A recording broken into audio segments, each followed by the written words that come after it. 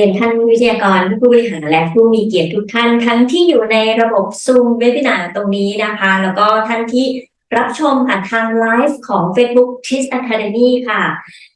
เราต้องขอต้อนรับทุกท่านค่ะเข้าสู่งาน Innovation Profile for Innovative Organization หรือว่า TIS แนวคิดบุคลิกเพื่อการจัดการนวัตกรรมนะคะซึ่งงานสัมมนานี้นะคะเป็นความร่วมมือกันระหว่าง Thinkergy แล้วก็ TIS Corporation ค่ะเราต้องการที่จะสนับสนุนให้กับการพัฒนาศักยภาพของบุคลากรในองค์กรนะคะรวมไปถึงการพัฒนาองค์กรของเราเนี่ยเพื่อมุ่งสู่องค์กรนวัตกรรมค่ะเราเชื่อว่าคนเนี่ยค่ะถือเป็นหัวใจสำคัญในการที่จะพัฒนานวัตกรรม The key factor in innovation is people เพราะฉะนั้นนะคะทุกคนค่ะสามารถที่จะเป็นผู้สร้างนวัตกรรมได้ทั้งนั้นอยู่ที่ว่า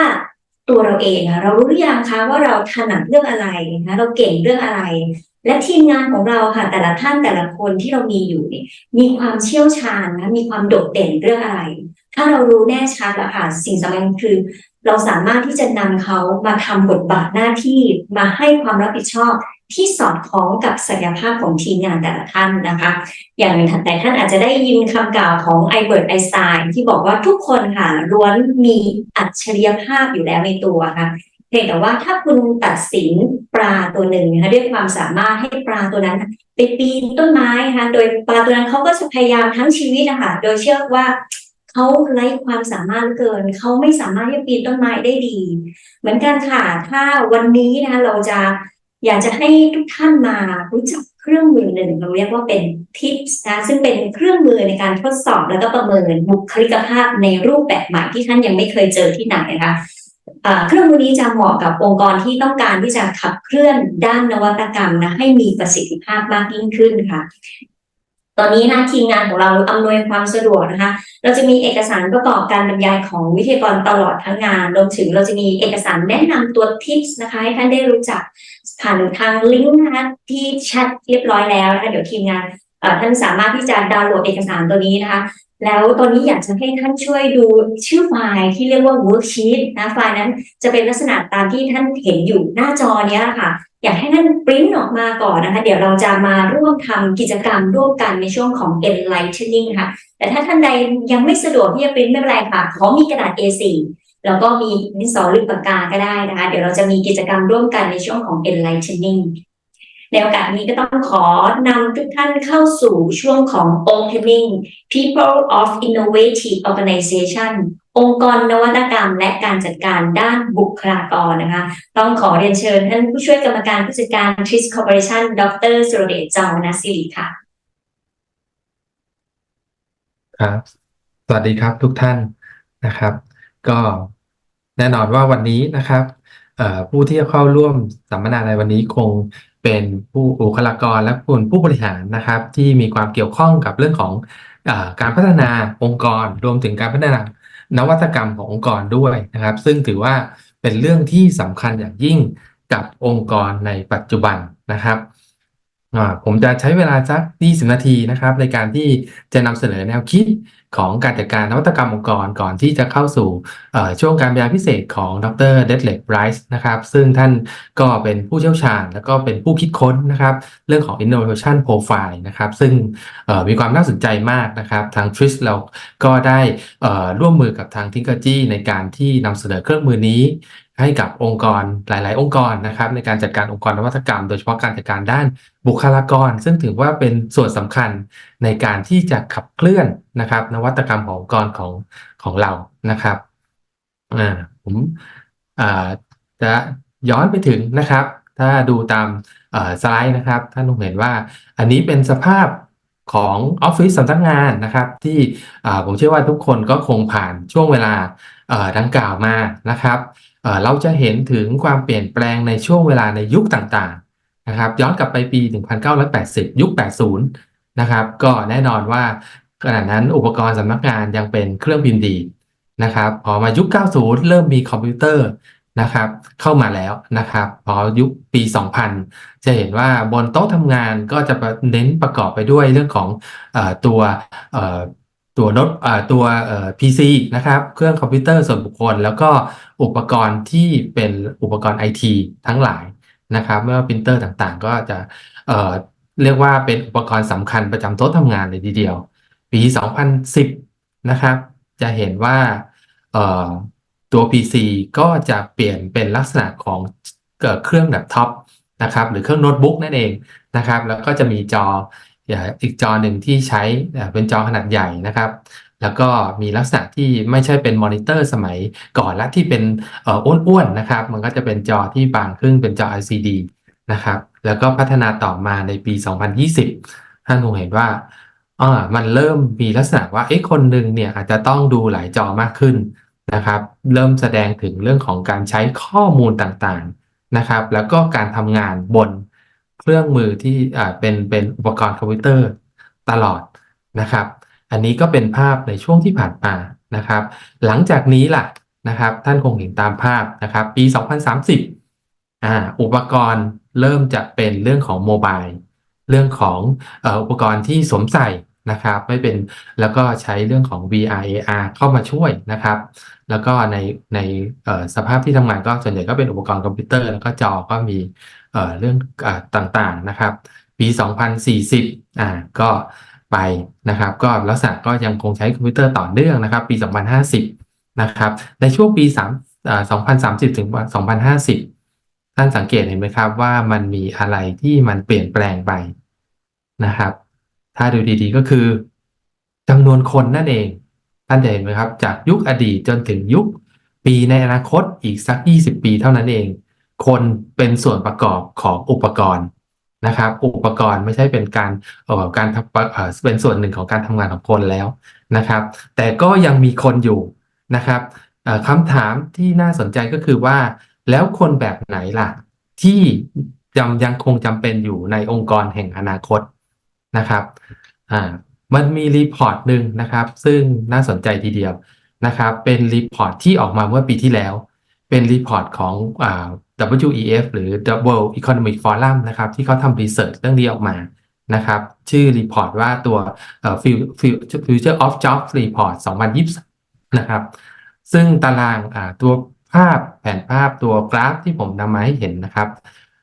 ด้านขวามือนะครับตัวจะเล็กนิดนึงนะครับเขาสำรวจนะครับองค์กรต่างๆว่าในอนาคตนะครับสกิลอะไรที่มีความจำเป็นหรือความต้องการขององค์กรมากที่สุดนะครับก็สรุปได้นะครับผมสรุปไว้ให้ข้างล่างนะครับลักษณะเวลาการสำรวจมันอาจจะปะปนไปทั้งสกิลแล้วก็เรื่องของ mindset นะครับแต่พอเราแยกออกมาเราก็จะเห็นว่าในตัว top skill นะครับสกิลที่องค์กรมีความต้องการเพิ่มขึ้นมากที่สุดเนี่ยคือเรื่องของ creative thinking หรือการคิดเชิงสร้างสรรค์นะครับการคิดสร้างสรรค์นั่นเองนะครับอันนี้ถือว่าเป็น top skill เลยส่วนถ้าเป็น top mindset ถ้าเป็นเรื่อง mindset ล่ะความคิดของคนนะครับว่ามีค่านิยมมีความคิดเป็นอย่างไร top mindset ก็คือเรื่องของ curiosity and lifelong learning นะครับเรื่องนี้คือเรื่องอะไรก็คือเรื่องของความใฝ่รู้นะครับแล้วก็เรียนรู้ตลอดเวลานะครับอันนี้เป็นเรื่องที่น่าสนใจนะครับเรามาดูที่ creative thinking ก่อนทำไมทักษะนี้ถึงเป็นเรื่องที่สำคัญและเป็นความต้องการขององค์กรแห่งอนาคตนะครับ creative thinking คืออะไร creative thinking มีลักษณะของการที่เป็นความพัฒนาความคิดในการที่พยายามที่จะพัฒนาเรื่องของเรียกว่าเป็นสิ่งใหม่ๆขึ้นมานะครับออกแบบออกมาเพื่อใช้ในการอาจจะเป็นการแก้ปัญหานะครับหรือคิดสิ่งใหม่ในสิ่งที่ดีกว่าเดิมนะครับอันนี้ก็เป็นเรื่องของการคิดเชิงสร้างสรรค์ที่พยายามต่อยอดสิ่งต่างๆออกมาในแนวทางใหม่ๆนะครับก็เน้นคำว่าใหม่เลยทีเดียวนะครับแล้วถ้าเป็น innovation ล่ะเราพูดถึงนวัตกรรมตลอดเวลาแล้วก็จะมักจะเชื่อมโยงกับเรื่องของ creativity ใช่ไหมครับ innovation ก็คือการนำ solution จาก creative thinking นั่นแหละไปสร้างความเปลี่ยนแปลงนะครับซึ่งความเปลี่ยนแปลงก็สื่อถึงเรื่องของการสร้างผลกระทบเชิงบวกนะครับหรือสร้าง impact นั่นเองนะครับหลายๆแนวทางในการแก้ไขปัญหานะครับเราจะได้ยินเรื่องของการทำ creative problem solving นะครับที่พยายามแก้ไขปัญหาเดิมๆที่จะเกิดขึ้นกับองค์กรด้วยการเกิดแนวทางใหม่ๆหรือมีนวัตกรรมขึ้นนั่นเองนะครับคราวนี้เรามาดูเรื่องของ mindset บ้าง นะครับตะกี้ที่พูดถึง mindset ว่าเป็น top mindset เลยของความต้องการขององค์กรนะครับคือเรื่องของ curiosity นะครับ lifelong learning curiosity แปลเป็นไทยก็น่าจะเป็นลักษณะของการเอ่อความลักษณะของการที่มีความสงสัยใคร่รู้หรือแปลอีกชั้นหนึ่งอาจจะง่ายๆว่าเป็นความอยากรู้อยากเห็นนั่นเองนะครับไม่ว่าเจออะไรก็เกิดความสงสัยแล้วก็พยายามจะค้นคว้าหาคำตอบนะครับหรือค้นคว้าข้อมูลเพิ่มเติมนะครับลักษณะแบบนี้เป็นลักษณะที่องค์กรต้องการนะครับรวมถึง lifelong learning ก็เป็นเรื่องที่ต่อเนื่องกันว่าเรียนรู้ตลอดชีวิตนะครับว่าคนเราก็ไม่ใช่ว่าเรียนรู้อยู่ในห้องเรียนนะครับเอ่อการแม้แต่การฝึกอบรมในองค์กรใช่ไหมครับเราก็จะมีเรื่องของการฝึกอบรมไม่ใช่ว่าฝึกอบรมในคลาสรูมเสร็จก็จบนะครับมันจะมีการต่อยอดเราสงสัยเรื่องพวกนี้ไปค้นคว้าต่อหรือไปสอบถามต่อนะครับอันนี้แหละเป็นลักษณะของที่องค์กรต้องการนะครับเราคงได้ยินตัวโค้ดที่สตีฟจ็อบส์แล้วก็เป็นโค้ดที่โด่งดังเรื่องของstay hungry stay foolish นะครับก็คือเหมือนกับว่าเราต้องมีความกระหายใคร่รู้อยู่ตลอดเวลาในสิ่งต่างๆแล้วก็จะทำให้เราสามารถเรียนรู้ต่อเนื่องแล้วก็พัฒนาสิ่งใหม่ได้นะครับคราวนี้สิ่งที่น่าสนใจก็คือรีเสิร์ชตัวนี้มันกำลังบอกอะไรเรานะครับถ้าดูจากรีเสิร์ชของ WEF ฉบับนี้นะครับเราไปดูที่ Top Skill กับ Top Mindset ตะกี้ที่ผมกล่าวมาเนี่ยก็แสดงว่าองค์กรส่วนใหญ่เนี่ยคาดหวังถึงการพัฒนาไปสู่การเป็นเรื่องของการพัฒนาองค์กรนวัตกรรมนั่นเองนะครับเพราะ Creative Thinking กับเรื่องของ Curiosity เนี่ยเป็นคุณสมบัติพื้นฐานของการคิดสิ่งใหม่ๆขึ้นมาการคิดนวัตกรรมขึ้นมานะครับซึ่งตรงนี้เป็นสิ่งที่สำคัญเลยนะครับเพราะฉะนั้นการจะเกิดองค์กรนวัตกรรมการพัฒนานวัตกรรมเนี่ยจำเป็นที่จะต้องอาศัยทั้งสกิลและ mindset นะครับอย่างที่ในภาพนี้ก็คงจะเห็นนะครับถ้าเรามีสกิลในการคิดค้นสิ่งใหม่ขึ้นมาแต่ว่า mindset ของคนในองค์กรไม่ตอบนะครับเราก็ไม่สามารถสร้างความเปลี่ยนแปลงหรือ impact ที่ชัดเจนได้นะครับคราวนี้พอเราพูดถึงเรื่องของการจัดการนวัตกรรมนะครับก็ตลอด5 ปีที่ผ่านมานะครับทางทริสเราก็ได้ร่วมกับสำนักงานนวัตกรรมแห่งชาตินะครับความร่วมมือในการที่จะพัฒนาเรื่องของศักยภาพการจัดการนวัตกรรมองค์กรเพราะต่างก็มองเห็นนะครับว่าการพัฒนาองค์กรโดยเฉพาะองค์กรไทยนะครับให้เป็นองค์กรที่มีเป็นองค์กรชั้นนำหรือองค์กรระดับโลกได้นะครับสิ่งที่สำคัญก็คือการที่องค์กรจะต้องมุ่งเน้นนะครับในการสร้างนวัตกรรมได้อย่างต่อเนื่องนะครับสร้างนวัตกรรมได้อย่างต่อเนื่องนะครับซึ่งอันนี้เนี่ยไม่ใช่ว่ามันจะมีเรื่องของการรีเสิร์ชอย่างเดียวแล้วเราสามารถทำกระบวนการนวัตกรรมขึ้นมาได้มันจะต้องมีการจัดการในหลายๆด้านนะครับซึ่งเราเรียกว่าการจัดการในภาพองค์รวมของการจัดการองค์กรนั่นเองนะครับซึ่งในการร่วมมือที่ผ่านมาก็ทางสำนักงานนวัตกรรมแห่งชาติก็ได้พัฒนานะครับโมเดลนะครับเรียกว่าโมเดลในการพัฒนาศักยภาพนวัตกรรมองค์กรหรือเรียกภาษาอังกฤษว่า Innovative Organization Model ซึ่งเราจะเรียกสั้นๆกันว่า IOM นะครับ IOM นี้เป็นโมเดลเพื่อใช้เป็นกรอบในการที่ให้องค์กรต่างๆนะครับได้มองเห็นนะครับว่าในการสร้างองค์กรนวัตกรรมหรือเป็นองค์กรที่สามารถพัฒนานวัตกรรมแล้วก็สร้าง Impact ให้กับองค์กรได้อย่างต่อเนื่องเนี่ยมันจะต้องมีองค์ประกอบอะไรบ้างนะครับซึ่งในภาพนี้นะครับผมอาจจะพูดสั้นๆนะครับว่าในภาพนี้เราก็จะเห็นว่าในการสร้างองค์กรนวัตกรรมเนี่ยมันประกอบด้วย8องค์ประกอบนะครับมีหมายเลขอยู่นะครับจริงแล้วมันจะมี3ส่วนในการพัฒนาเราเรียกว่าการพัฒนาศักยภาพนวัตกรรมองค์กรใน3ระดับนะครับระดับแรกนะครับก็คือตัวสีแดงนะครับก็คือการพัฒนาองค์กรนวัตกรรมในระดับยุทธศาสตร์หรือระดับ strategy นะครับก็จะเป็นการพัฒนาที่เราต้องเริ่มต้นในระดับวิสัยทัศน์ยุทธศาสตร์องค์กรนะครับมีเรื่องของกระบวนการในการวางแผนยุทธศาสตร์นวัตกรรมที่ชัดเจนนะครับโดยเชื่อมโยงกับข้อมูลนะครับหรือ insight ต่างๆที่ได้จากกลุ่มเป้าหมายนะครับทางนวัตกรรมที่องค์กรได้กำหนดไว้อันนี้เป็นส่วนลักษณะเรียกว่าเป็นการวางแผนพัฒนานวัตกรรมในระดับสูงนะครับ ในระดับสีเหลืองนะครับก็เป็น2องค์ประกอบที่เกี่ยวข้องกับเรื่องของการจัดการในเรื่องของกระบวนการนวัตกรรมนั่นเองเชื่อว่าถ้าองค์กรที่ให้ความสำคัญกับเรื่องนวัตกรรมแล้วก็จะโฟกัสไปที่กระบวนการนวัตกรรมในองค์กรว่าเราองค์กรเราตั้งแต่เรามีไอเดียไปจนถึงเป็นนวัตกรรมแล้วออกสู่ตลาดได้เนี่ยมันมีกระบวนการขั้นตอนอย่างไรคุณจะใช้โมเดลอะไรเข้ามาจะใช้เครื่องมืออะไรเข้ามานะครับแต่ที่เราพูดกันเยอะเลยเรื่องของไม่ว่าจะเป็น Design Thinking เรื่องของ Stage Gate นะครับหรือ Lean Startup ต่างๆพวกนี้ก็เป็นส่วนหนึ่งที่เป็นเครื่องมือประกอบในการที่จะออกแบบกระบวนการนวัตกรรมขององค์กรเราที่มีความเหมาะสม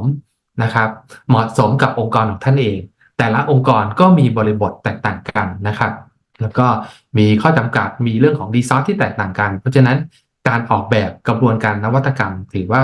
เป็นสิ่งสำคัญนะครับถ้าเรามี2ส่วนนี้นะครับมีกลยุทธ์ที่ชัดเจนมีกระบวนการนวัตกรรมที่มีประสิทธิภาพแล้วนะครับแน่นอนว่าองค์กรก็จะสามารถสร้างผลลัพธ์นวัตกรรมที่ดีได้แต่อย่างไรก็ตามนะครับผลลัพธ์หรือกระบวนการนวัตกรรมนั้นจะขับเคลื่อนไปอย่างต่อเนื่องแล้วก็ยั่งยืนได้หรือไม่เนี่ยอยู่ที่การจัดการนวัตกรรมในระดับโครงสร้างนะครับที่เราเรียกว่าระดับ foundation นะครับก็คือส่วนสีฟ้าข้างล่างนั่นเองนะครับซึ่งจะประกอบไปด้วย4องค์ประกอบนะครับในการจัดการพื้นฐานขององค์กรนะครับก็คือการจัดการด้านบุคลากรการจัดการความรู้การจัดการด้านวัฒนธรรมแล้วก็จัดการทรัพยากรนะครับ4องค์ประกอบนี้จะเป็นส่วนสำคัญที่จะช่วยผลักดันให้การเกิดขึ้นของนวัตกรรมขององค์กรเนี่ยมันเกิดขึ้นได้อย่างต่อเนื่องไม่ใช่ว่าเรามีนวัตกรรมครั้งเดียวแล้วก็เราใช้ไปตลอดนะครับแน่นอนว่าสินค้าหรือบริการนวัตกรรมที่ออกมาแล้วเนี่ยมันก็มีไลฟ์ไซเคิลของมันใช่ไหมครับเราจะทำอย่างไรให้นวัตกรรมใหม่ๆเกิดขึ้นมาทดแทนของเก่าๆนะครับหรือมีนวัตกรรมใหม่ๆเพื่อให้องค์กรเราได้เติบโตต่อไปด้วยนะครับก็จะเห็นว่าในพื้นฐานนี้ก็ถือว่าเป็นสิ่งสำคัญแล้วในพื้นฐานส่วนนี้ถ้าเราไปมองนะครับจริงๆมันคือการขับเคลื่อนในเรื่องของที่เกี่ยวข้องกับบุคลากรโดยทั้งสิ้นนะครับองค์ประกอบที่5เป็นองค์ประกอบเรื่องของบุคลากรโดยตรงนะครับแล้วก็มีเรื่องขององค์ประกอบที่6เรื่องของการพัฒนาความรู้ก็คือความรู้ที่อยู่ในบุคลากรนั่นแหละนะครับแล้วก็วัฒนธรรมค่านิยมของบุคลากรที่เหมาะสมกับการเป็นบุคลากรในองค์กรนวัตกรรมเป็นอย่างไรรวมถึงสุดท้ายเป็นเรื่องของตัวการจัดการทรัพยากรซึ่งรวมไปถึงทรัพยากรบุคคลด้วยนะครับการเพิ่มสมรรถนะต่างๆที่สอดคล้องกับการทิศทางการเติบโตหรือเรื่องของเทคโนโลยีนวัตกรรมต่างๆเป็นอย่างไรนะครับเห็นว่าก็จะมีองค์ประกอบต่างๆซึ่งล้วนก็เกี่ยวข้องกับเรื่องของบุคลากรทั้งสิ้นเลยเพราะฉะนั้นบุคลากรคือส่วนสำคัญนะครับที่จะผลักดันองค์กรให้เกิดเป็นองค์กรนวัตกรรมที่สามารถสร้างสรรค์นวัตกรรมได้อย่างต่อเนื่องนะครับคราวนี้เราพูดถึงองค์กรนวัตกรรมแล้วเราลองไปดูว่าแล้วองค์กรนวัตกรรมมันต้องระดับอย่างไรนะครับในแต่ละปีจะมีการจัดอันดับบริษัทนวัตกรรมยอดเยี่ยมนะครับซึ่งก็มีหลายสถาบันเลยที่จัดนะครับสถาบัน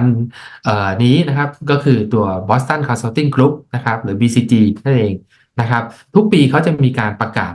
50อันดับบริษัทนวัตกรรมยอดเยี่ยมนะครับซึ่งอันนี้ก็เป็นของปี2023นะครับซึ่งเขาประกาศไปเมื่อประมาณสักเดือนพฤษภาเมษาพฤษภาปีที่แล้วซึ่งเดี๋ยวในปี2024ก็คงใกล้ประกาศแล้วนะครับแต่ก็อันดับบนส่วนใหญ่ไม่ค่อยเปลี่ยนแปลงนะครับอันดับหนึ่งก็คือ Apple นะครับทุกคนคงยอมรับว่า Apple เป็นบริษัทที่มีนวัตกรรมออกมาอย่างต่อเนื่องใช่ไหมครับเมื่อ2วันก่อนก็เพิ่งประกาศนะครับนวัตกรรมที่เตรียมมานะครับออกขายนะครับในช่วงต่อไปนะครับก็อันนี้ก็จะเห็นว่าเขาสามารถออกนวัตกรรมได้ตลอดเวลาปีหนึ่ง2ครั้งเป็นอย่างน้อยนะครับที่จะมีกำหนดระยะเวลาได้นะครับการบริหารพอร์ตนวัตกรรมเขาค่อนข้างดีนะครับก็ Apple ก็ถือว่าเป็นบริษัทหนึ่งในรอบเรียกว่า10กว่าปีเนี่ยเขาก็อยู่ในอันดับ1โดยตลอดก็อาจจะมีบางปีที่อาจจะน่าจะแค่2ปีที่เสียให้กับ Amazon กับตัวทาง Alphabet หรือ Google นั่นเองนะครับซึ่งใน5อันดับ นะครับจะเห็นว่าเป็นบริษัทที่เราคุ้นเคยทั้งนั้นไม่ว่า Apple Tesla Amazon Alphabet นะครับแล้วก็ Microsoft นะครับแต่บริษัทที่ผมจะพูดถึงต่อนะครับน่าสนใจทีเดียวก็คือบริษัทอันดับที่ 5 หรือ Microsoft นะครับผมเชื่อว่าทุกคนคงรู้จัก Microsoft ดีแล้วทุกคนก็ใช้ผลิตภัณฑ์ของ Microsoft มาอย่างต่อเนื่องนะครับโดยเฉพาะตัว Windows ที่เรารู้จักกันดีสัญลักษณ์ของ Windows นะครับก็เป็นที่จดจำนะครับ Windows ปัจจุบันก็ถึงแม้จะมีoperating system เจ้าอื่นมาก็ยังถือว่ายังครองตลาดมากกว่า 70% นะครับของ market share แล้วก็ Windows มีการพัฒนามามากกว่า 30 ปีนะครับไม่น่าเชื่อว่าเราก็ยังใช้ Windows กันอยู่ในปัจจุบันนะครับเพียงแต่มันเปลี่ยนเวอร์ชันนะครับตามยุคสมัยตามความก้าวหน้าของเทคโนโลยีทางด้านIT แล้วก็ดิจิทัลด้วยนะครับอันนี้คือสิ่งที่น่าสนใจนะครับว่าบริษัทนวัตกรรมอันดับที่ 5เขามีผลimpact หรือผลกระทบนะครับต่อเชิงบวกของเขาอย่างไรนะครับเมื่อต้นปีที่ผ่านมาเดือนมกราที่ผ่านมานี่เองนะครับ Microsoft นะครับโดยการนำของ CEO คนปัจจุบันนะครับก็คือคุณสัตยาซึ่งเมื่อไม่กี่วันนี้ก็เพิ่งมาเมืองไทยนะครับสัตยานี่เข้ามาดำรงตำแหน่งตั้งแต่ปี 2014 นะครับในที่สุดเมื่อต้นปีที่ผ่านมาก็เป็นบริษัทMicrosoft นะครับสามารถสร้างสถิติในการเป็นบริษัทที่มีมูลค่าสูงถึงระดับ3 ล้านล้านเหรียญสหรัฐนะครับก็คือตัว Market Cap ของเขาเนี่ยมูลค่าที่ซื้อขายในตลาดเนี่ยรวมมูลค่าบริษัทแล้วสูงถึง3 ล้านล้านเหรียญนะครับก็ถือว่าเป็นสถิตินะครับในเป็นประวัติศาสตร์ของบริษัทเขาเลยนะครับแต่ในระดับโลกเนี่ยก็ถือว่าเป็นบริษัทที่2นะครับเพราะ Apple ทำไปก่อนหน้านี้แล้วนะครับนี่3 ล้านเหรียญนะครับสิ่งที่น่าสนใจคืออะไรนะครับคุณสัตยานี่เข้ามาเป็น CEO ตั้งแต่ปี 2014 นะครับวางโครงสร้างการเปลี่ยนแปลงตัว Microsoft ใหม่นะครับที่เขาเรียกว่า Microsoft 2.0 นะครับแต่เดิมเนี่ย Microsoft ก่อนหน้านี้ก็จะเป็นลักษณะบริษัทที่มีสินค้าผลิตภัณฑ์ที่เขามองว่าคนทั่วไปอาจจะมองว่ามันเป็นผลิตภัณฑ์ที่น่าเบื่อนะครับแล้วก็มันที่ต้องใช้เพราะมันจำเป็นต้องใช้เท่านั้นเองนะครับแต่มันไม่สามารถดึงดูดหรือทำให้คนรักในแบรนด์ของตัวMicrosoft ได้นะครับอันนี้ก็เป็นการเปลี่ยนแปลงนะครับซึ่งมันก็จะมีรายละเอียดค่อนข้างเยอะนะครับระหว่างทางก็จะเห็นว่าเส้นทางการเปลี่ยนแปลงของเขาเนี่ยสามารถสร้างตัว Market Cap เนี่ยเติบโตแล้วก็บางช่วงเวลาก็เหนือกว่า Apple ได้ซ้ำนะครับจนในที่สุดก็สามารถบรรลุนะครับตัวมูลค่าบริษัท3 ล้านล้านเหรียญได้นะครับมีหลายผลิตภัณฑ์โดยเฉพาะปัจจุบันช่วงการเติบโตที่สำคัญก็คือเรื่องของผลิตภัณฑ์ AI นะครับเราคงได้ยินเรื่องของ OpenAI หรือ ChatGPT นะครับอันนี้ก็เป็นส่วนหนึ่งของ Microsoft ที่ปัจจุบันก็การทุนสนับสนุนในเรื่องของการทำตัวพัฒนาตัว Generative AI ของ Microsoft ของ OpenAI นะครับก็ถือว่าเป็น Microsoft เป็นเงินทุนสำคัญในการพัฒนาแล้วก็ใช้ตัว ChatGPT ซึ่งเขาก็มองว่าตัวนี้แหละจะเป็นส่วนหนึ่งที่จะมาเสริมผลิตภัณฑ์ของเขาในเวอร์ชั่นต่อๆไปด้วยนะครับในช่วงที่ผ่านมานะครับเขาก็ได้มีการออกหนังสือเล่มหนึ่งนะครับซึ่งน่าสนใจหลายท่านคงได้ติดตามอ่านไปแล้วหนังสือชื่อว่า Hit Refresh นะครับคุณสัตยาเนี่ยเขาเขียนเรื่องนี้เขาบอกว่าอันนี้คือแนวคิดของเขาเลยนะครับในการที่เข้ามาเหมือนกับว่าจริงๆแล้วเขามองว่า Microsoft เนี่ยเป็นบริษัทที่มีศักยภาพเพียงแต่มันมีปัญหาภายในองค์กรนะครับปัญหาหลายๆเรื่องเลยแล้วก็เขาต้องมาเรียกว่าเหมือนกับการกดปุ่ม refresh มันใหม่นะครับเพื่อให้มันกลับมามีชีวิตชีวาอีกครั้งหนึ่งนะครับโดยเขาบอกว่าปรัชญาในการนำของเขาเนี่ยถือว่าเป็นเรื่องของ leader ในเชิงของปรัชญาในการทำงานของเขาเนี่ยมีอยู่3หลักการที่สำคัญนะครับบอกว่าท่ามกลางเขามองจากว่าเรื่องของการเติบโตที่ผ่านมาก็ได้รับเรียกว่าบทบังโดยตัว Apple นั่นเองนะครับเขาบอกว่าจงอย่ากลัวและแข่งขันอย่างเต็มที่ท่ามกลางความไม่แน่นอนและความกดดันจากคู่แข่งที่น่าเกรงขามก็ในที่นี้ก็คือเรื่องของ Apple นั่นเองนะครับแล้วก็มีหลายๆเจ้าเลยนะครับที่ผลิตภัณฑ์ของเขาเติบโตขึ้นมาแซงหน้า Microsoft นะครับอันนี้ก็คือบุคคลพนักงานแล้วเขาก็พูด ประเด็นที่สำคัญที่น่าสนใจทีเดียวก็คือเขาบอกว่าการทำงานจะต้องเปลี่ยน mindset ในเรื่องของมุ่งที่เป้าหมายเนี่ยมุ่งที่เรื่องของทีมเป็นสำคัญนะครับเราไม่ได้มองที่บุคคลนะครับเขาบอกว่าผู้เล่นที่ฝีมือดีถ้าไม่ให้ความสำคัญกับทีมผู้นั้นจะเป็นผู้ที่ทำลายอนาคตนะครับในภาพรวมขององค์กรนั่นเองนะครับแล้วก็ถ้าผู้นำที่ดีต้องมีความเข้าใจผู้อื่นและมีความสามารถในการเชื่อมั่นให้กับทีมนะครับอันนี้เป็นลักษณะคาแรคเตอร์ของลีดเดอร์ที่อยู่ในองค์กรนวัตกรรม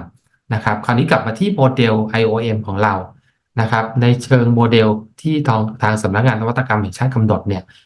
เราจะพูดถึงตัวลีดเดอร์ว่าบทบาทของผู้บริหารระดับสูงและผู้บริหารในแต่ละส่วนงานเนี่ยมีความสำคัญอย่างยิ่งนะครับต่อการพัฒนาองค์กรนวัตกรรมอย่างต่อเนื่องนะครับโดยผู้บริหารระดับสูงจะต้องมีสมรรถนะและความเข้าใจต่อนวัตกรรมที่เพียงพอนะครับเพียงต่อการแสดงบทบาทนำและมีส่วนร่วมในการขับเคลื่อนนวัตกรรมนะครับเพราะว่าทุกองค์กรแน่นอนว่าถ้าผู้บริหารระดับสูงไม่ได้ใส่ใจไม่ได้สนใจหรือไม่เข้าใจเพียงพอเนี่ยการขับเคลื่อนเรื่องนั้นก็ไม่น่าจะประสบความสำเร็จนะครับนอกจากนั้นผู้บริหารในทุกส่วนทุกระดับเนี่ยจะต้องมีบทบาทนะครับในการให้คำปรึกษาคำแนะนำที่เกี่ยวข้องกับกระบวนการนวัตกรรมรวมทั้งสนับสนุนต่อการแสดงความคิดสร้างสรรค์ของบุคลากรต่างๆนะครับก็คือเป็นสังคมที่ต้องเปิดรับนะครับความคิดต่างๆจากบุคลากรให้มากขึ้นนะครับคราวนี้ตัวผู้บริหารเรารู้แล้วว่าผู้บริหารจะต้องมีมีบทบาทอย่างไรนะครับถ้าในส่วนองค์กรหลักองค์กรจะต้องพัฒนาอย่างไรเพื่อให้องค์กรเราเป็นองค์กรนวัตกรรมสิ่งที่สำคัญคือการเปลี่ยนแปลงในเรื่องของตัวค่านิยมบุคลากรนะครับนี่คือ2ค่านิยมที่สำหรับองค์กรนวัตกรรมจำเป็นอย่างยิ่งที่ต้องปลูกฝังให้กับบุคลากรทั้งองค์กรไม่ว่าเขาจะทำงานอยู่ส่วนไหนก็ตามนะครับค่านิยมแรกจะเป็นเรื่องของการปลูกฝังค่านิยมเกี่ยวกับเรื่องของการพัฒนาปรับปรุงอย่างต่อเนื่องนะครับที่เราเรียกว่า continuous improvement นะครับลักษณะนี้นะครับก็ทำให้มันเกิดสิ่งใหม่ๆหรือมันมีพัฒนาการที่ดีขึ้นอยู่ตลอดเวลาอีกอันนึงก็คือเรื่องของ entrepreneur mindset นะครับก็คือมีความคิดในลักษณะของการเป็นเจ้าของเป็นผู้ประกอบการนะครับถ้าเราเป็นเจ้าของธุรกิจนี้ส่วนงานนี้เนี่ยเราก็ย่อมจะพยายามแสวงหาโอกาสต่างๆในการพัฒนาปรับปรุงอยู่เสมอนะครับเราลองไปดูรายละเอียดอีกนิดหนึ่งนะครับถ้าเป็นค่านิยมของการพัฒนาปรับปรุงงานอย่างต่อเนื่องลักษณะแบบนี้เราพยายามจะปลูกฝังพนักงานให้มีความกระตือรือร้นอยู่ตลอดเวลาที่จะพัฒนาไม่ยอมรับในสิ่งที่เป็นอยู่ในปัจจุบันนะครับถ้าปัจจุบันเราบอกว่าดีแล้วมันเหมาะสมแล้วมันก็จะไม่เกิดการพัฒนาเพราะฉะนั้น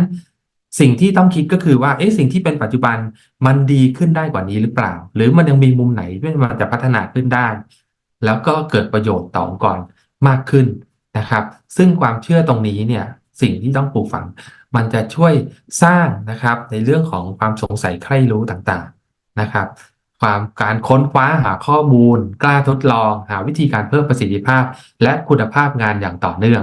นะครับอันนี้เป็นคาแรคเตอร์ที่องค์กรนวัตกรรมเนี่ยเราต้องการคนแบบนี้ก็จะเห็นไหมครับว่ามันก็จะมีความสงสัยใคร่รู้ที่เป็นหนึ่งในสิ่งที่เราต้องการพฤติกรรมตรงนี้สอดคล้องกับตัว WEF ที่เป็นรีเสิร์ชออกมานะครับอันนี้ก็ตัวอย่างนะครับก็เห็นว่าแม้แต่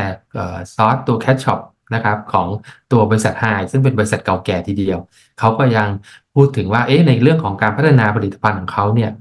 แม้แต่ตัว Cat Shop ที่อาจจะเปลี่ยนแปลงทั้งรสชาติเรื่องของแพ็กเกจต่างๆเขาดูแล้วเนี่ยมันก็มีการพัฒนาอย่างต่อเนื่องมาถึง135 ปีนะครับส่งต่อรุ่นก็พัฒนากันมาเรื่อยๆแล้วก็ผลิตภัณฑ์ก็มีความแตกต่างหลากหลายมากขึ้นเรื่อยๆนะครับนี่ก็แสดงถึงความเป็นนวัตกรรมที่เกิดขึ้นกับองค์กรอีกค่านิยมที่2นะครับที่เราเรียกว่า entrepreneurship นั่นเองนะครับก็เป็นค่านิยมแห่งการประกอบการนะครับลักษณะแบบนี้ก็เปรียบเสมือนว่าเราเป็นผู้ประกอบการทุกคนเป็นผู้ประกอบการทุกคนเป็นเฒ่าแก่นะครับสิ่งที่คาแรคเตอร์ที่จะแสดงตรงนี้คืออะไรก็คือความกระตือร้นที่จะค้นหาโอกาสมุ่งเน้นที่การปฏิบัติและมีความอดทนต่อความไม่แน่นอนในผลลัพธ์ที่เกิดขึ้น จะเห็นไหมครับว่าเท่าแก่หรือผู้บริหารที่ประสบความสำเร็จหรือผู้ก่อตั้งต่างๆเนี่ยกว่าที่เขาจะประสบความสำเร็จก็ไม่ใช่ง่ายความอดทนการมุ่งมั่นทดลองต่างๆอยู่เสมอเนี่ยก็เป็นสิ่งที่จะเกิดขึ้นได้นะครับอันนี้ก็เป็นตัวอย่างที่ชัดเจนเลยนะครับเจฟเบซอสนะครับซึ่งเป็นเรียกว่าเป็นผู้ก่อตั้งแล้วก็เป็นเจ้าของ Amazon นะครับซึ่งจริงๆก็ก่อตั้งมาแค่ตั้งแต่ปี 1990 เท่านั้นเองนะครับอันนี้ก็เป็นออฟฟิศตอนก่อตั้งก็จะเห็นว่าโอ้เขาก็ทำงานอยู่คนเดียวนะครับจนปัจจุบันทุกคนคงรับรู้ทราบเขาเป็นมหาเศรษฐีอันดับหนึ่งของโลกนะครับมีกิจการต่างๆมากมายนะครับไม่ใช่ว่าเฉพาะเรื่องของอีคอมเมิร์ซเท่านั้นนะครับเรื่องของตัว Cloud System ต่างๆก็เป็นที่นิยมนะครับเรื่องของ Amazon e-commerce เรื่องเขาก็ขยายต่อไปในหลายๆธุรกิจด้วยนะครับปัจจุบันก็ประสบความสำเร็จอย่างมากเลยทีเดียวนะครับอันนี้ก็เป็นเรื่องของความอดทนนะครับที่จะทดลองแล้วก็ค้นคว้าหาโอกาสอยู่เสมอนะครับก็แน่นอนว่า2ตัวค่านิยมนี้เป็น2ค่านิยมที่สำคัญเลยทีเดียวนะครับที่เราต้องพยายามปลูกฝังให้กับบุคลากรของเราเพราะว่าองค์กรนวัตกรรมจะขับเคลื่อนได้ก็ต้องขับเคลื่อนด้วยบุคลากรนะครับอ่า ก็สำหรับเนื้อหาในช่วงเวลาสั้นๆนะครับผมก็คงจะมีเนื้อหาประมาณเท่านี้ก็เน้นย้ำอีกอย่างหนึ่งก็คือว่าองค์กรจำเป็นต้องเติบโตนะครับการเติบโตนั้นต้องเติบโตบนพื้นฐานของนวัตกรรมนะครับถึงจะทำให้เราสามารถอยู่รอดแล้วก็ต่อไปได้ในอนาคตนะครับไม่มีผลิตภัณฑ์หรือบริการใดที่จะสามารถอยู่ยงคงกระพันโดยทำครั้งเดียวแล้วก็ใช้ไปตลอดนะครับก็มันมีไลฟ์ไซเคิลของมันนะครับเพราะฉะนั้นสิ่งที่เราต้องการก็คือสิ่งใหม่ๆที่เกิดขึ้นจากองค์กรของเรานั่นเองซึ่งก็ต้องขับเคลื่อนโดยบุคลากรนะครับก็สำหรับผมก็คงมีเท่านี้เดี๋ยวคงได้เข้าสู่ช่วงของทางดรเดลไลส์นะครับซึ่งหรือว่าเราเรียกว่าดรดีนะครับซึ่งมีเครื่องมือที่น่าสนใจทีเดียวนะครับว่าบุคลากรในองค์กรเราเนี่ย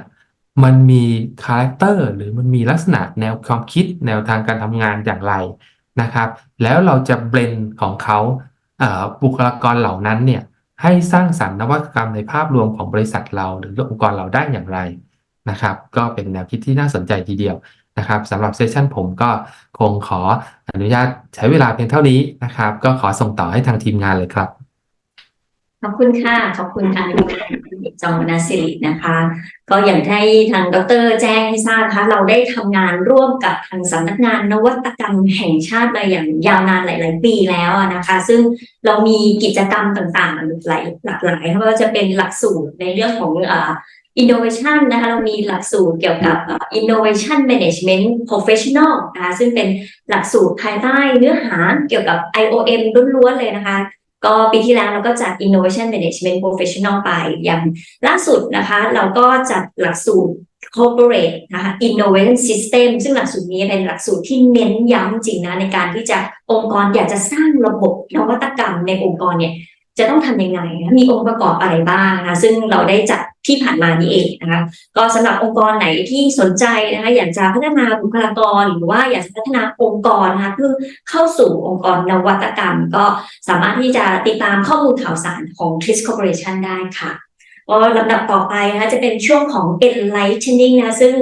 ด้วยวิทยากรของเรานะเป็นชาวเยอรมันเพราะฉะนั้นเนี่ยอาจจะต้องขออนุญาตให้ท่านได้ใช้ภาษาอังกฤษในการบรรยายนะคะซึ่งถ้าท่านใดถ้ามีคำถามนะสามารถที่จะพิมพ์คำถามมาได้ทั้งภาษาไทยหรือว่าภาษาอังกฤษก็ได้นะคะส่งมาที่ Q&A แล้วก็ถ้าท่านที่รับชมผ่านทาง Facebook Live ท่านก็ส่งมาได้นะคะที่คอมเมนต์นะเดี๋ยวทีมงานเนี่ยจะรวบรวมคำถามทั้งหมดนะส่งมาให้กับทางวิทยากรได้ตอบคำถามทุกท่านในช่วงของท้ายรายการนี้นะคะ Our next magnificent speaker will brief us on tips innovation profile นะคะแนวคิดการจัดการบุคลากรเพื่อนวัตกรรมค่ะ Please join me in welcoming Dr. Detlef Reis, the founder and CEO of Thinkergy. สวัสดีค่ะ Hello, Sawadee-krap, and thank you, Kun Bing, for the introduction. And let me share my presentation with you. And then we can start.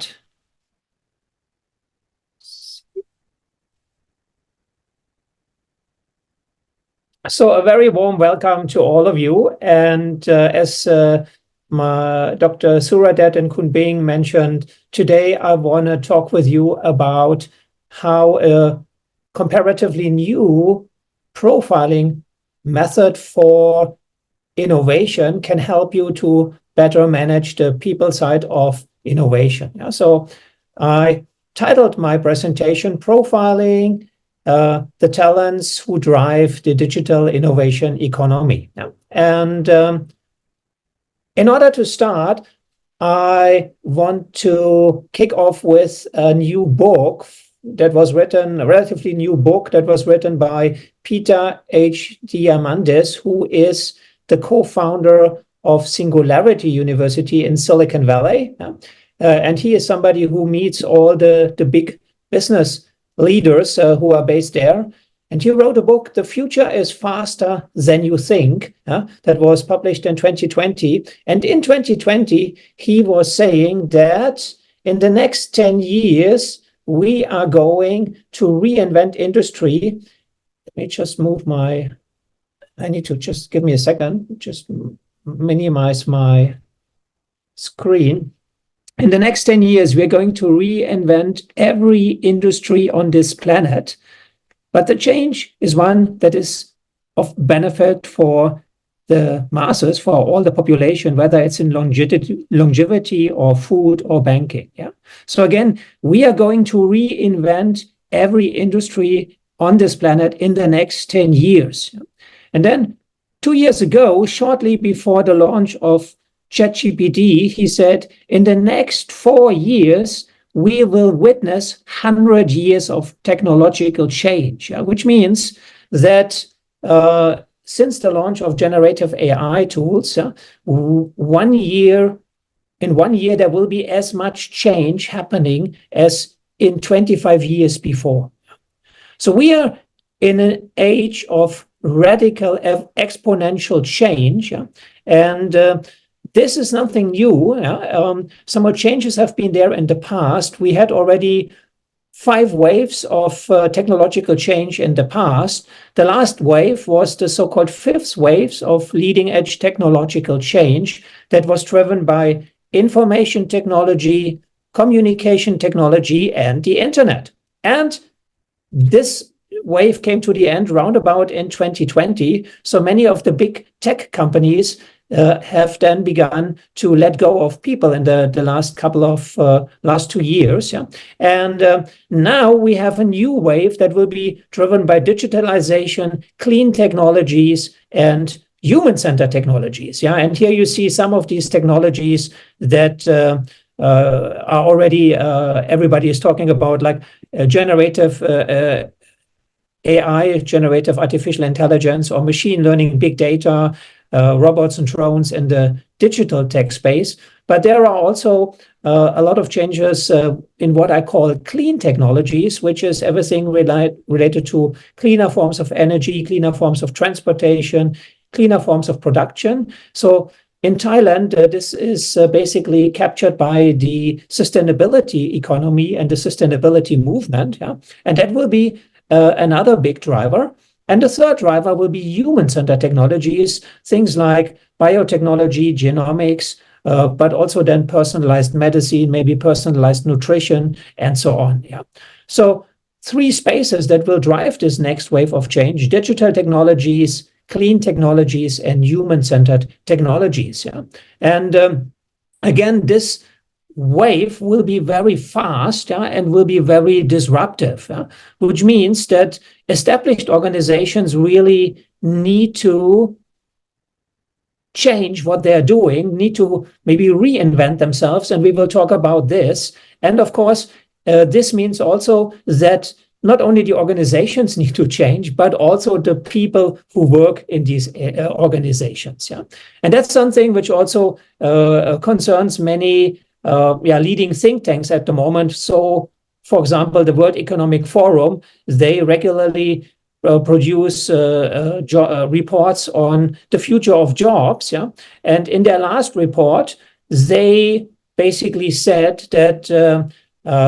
6 in 10 workers will require training in the coming years to basically be upskilled and reskilled. Yeah? And the good news is that there will be less people losing their jobs as compared to what was maybe projected some 10 years ago. Yeah? But again, there will be a lot of new jobs, new careers coming onto the scene. Yeah? And then also the existing workforce needs new skills. Yeah? And in particular, also, you need to understand who is ready to embrace these changes and who will maybe need more help in order to make these transitions. Yeah? So how can you do this? Yeah? You need to find out who are the people who can thrive in this digital innovation economy, in this new creative world that will be unfolding in the next 2 decades, the 6 waves of technological change.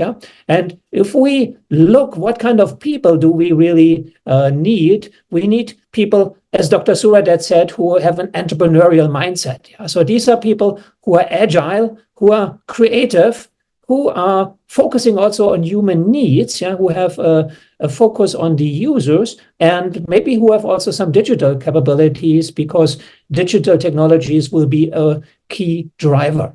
And that's basically what we need to focus on finding the right people. Let's say you are a human capital manager and you need to hire somebody new, and you see here a number of candidates.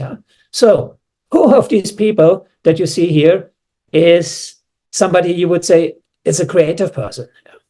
Who is maybe somebody who is particularly agile? Who maybe do you think has some digital competencies?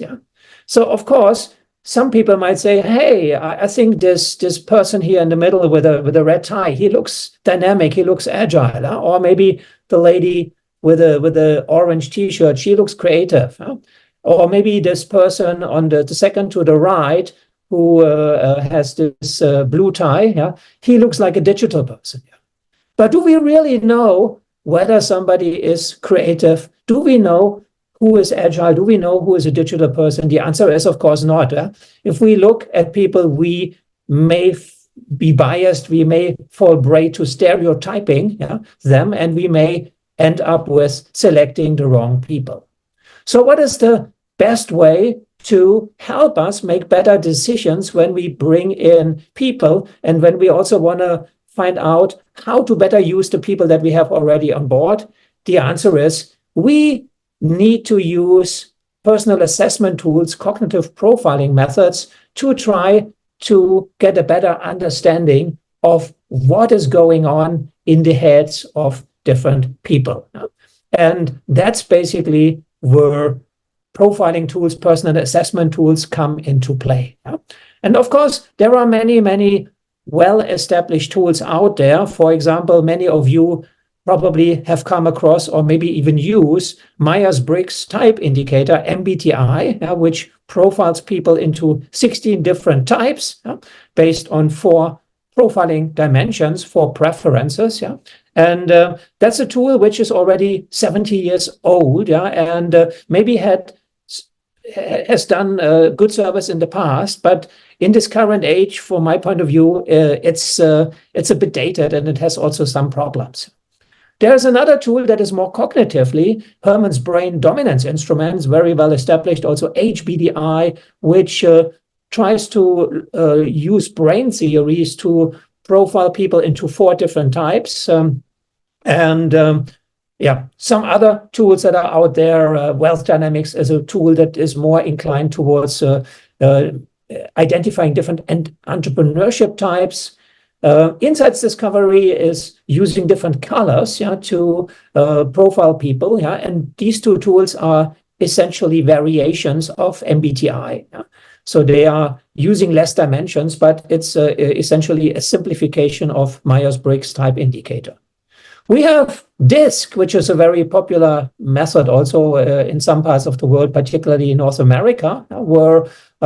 people are also profiled into 4 main areas: dominance, influence, conscientiousness, and steadiness. And that's something where, again,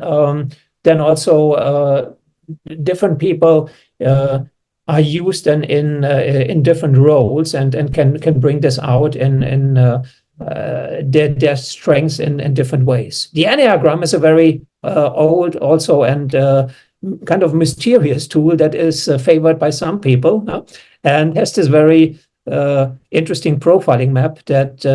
is you see here. There are also two tools that are quite well established for several decades related to innovation, Curtin's Adoption Innovation Inventory, which profiles you into two types, and the Foresight Thinking Profile, which basically links for different profiles to the creative process. And there are over 2,000 other tools out there. So to basically that you could follow, that could help you to better manage the people side of innovation. And guess what? For me, this was not enough because I tested lots of these tools over the last 2 decades, and I noticed that many of these tools had some shortcomings, some things that annoyed me, some things that I thought were wrong, some things where I thought something is missing. And while thinking about how to do this in a better way, I basically came across my own method, which is called TIPS. And TIPS is something I want to introduce to you now. So TIPS is an innovation people profiling system created by Thinkergy, the company that I founded. And with TIPS, we believe we have a method that is better suited for this highly dynamic environment of the 21st century, and it allows you to basically use it to do talent management and innovation management, in a better way by understanding more how everybody in your organization ticks, and then how to use them for better business performance and better business success. TIPS can give you awareness, greater awareness in 4 areas. First of all, self-awareness, finding out what makes you tick as a person. Then people and team awareness, understanding what makes everybody else in the team tick and basically how to better relate to other team members. Innovation awareness is about how to use people in innovation projects in a more optimal way, in a more effective way, to produce better results. And talent awareness is basically giving you as a human capital or human resources manager more insights on how to really make the best of the talents that you have on board. So all of these things, TIPS can help you gaining greater insights. And what I want you to understand is also how this method is constructed. What are the design elements, the design features of TIPS? And that's something I'm going to explain to you in a little playful way, using this worksheet that Kun Bing shared with you. And before we use this, I just want to briefly introduce to you to these different elements, these different design features, these different constructs of TIPS. So TIPS uses one tool, one construct called the 4 TIP spaces. And then we have also 4 cognitive styles. And together we use these 2 elements to create a questionnaire, a survey, to then profile people. We also use it to provide us with the coordinates for a profiling map that we can use later on to map out the results that people have in space. Once somebody has taken the survey, we can compute which of 11 innovator profiles this person falls into, and we can also then deduce what is their respective style to innovate. So that's basically the overview of how this method is constructed. And now let's explain this different elements using this worksheet that we shared with you. And this is just, again, I want to emphasize that this is not the way we profile people normally. It's just for you like a tool to better understand how this method is designed. And we use this as a playful way now to get a better understanding of these different building blocks of TIPS. So we have this sheet, and then in order to start it, we also have two guinea pigs, which is some two role models. We have this person here. You see he has Mickey Mouse on top of it, and this is, of course, Walt Disney, which is one of the persons that we use to explain these differences, different building blocks. And the second person is this one here. Some of you might recognize him. It's another business leader, Warren Buffett, very famous investor. And again, they will help us to understand these different elements. And what you can do is you can also write your name here onto the sheet. So I did it also already on mine. And if you like, you can also make a drawing of yourself into the circle field. And then we get started explaining these different elements, these different design features of TIPS. We start with the 4 TIPS bases. TIPS basically asserts that all of us are energized, are attracted by one of 4 socioeconomic systems that drive our activities and energies in business. The first one is T for theories. So some people are very evidence-based. Some people gravitate towards environments that are more rational, more logical, more all about knowledge, more evidence-based. And these are theories people. The second base of TIPS is the ideas base. Is a base which attracts people who like change, who like to drive progress into a society, who are full of ideas, who enjoy creativity, and so on. The third base is the people base. And the people base is attracting people who are very interpersonal, who care for others, who care for society, who care for their customers, and so on, and who are very empathetic, have a very high levels of empathy. Last but not least, S stands for systems, and this is the fourth base. So people are attracted to the system base who are very process-oriented, who enjoy efficiency, who want to preserve the status quo, who value established traditions and established rituals, who are also enjoy following the guidelines and the rules. So this is basically the systems base. And again, let me capture TIPS to the attentive first, okay? In time. โอเคสำหรับtips นะคะก็จะมีอยู่4ตัวหลักๆนะคือตัว T นี่คือเป็น theory นะคือทฤษฎี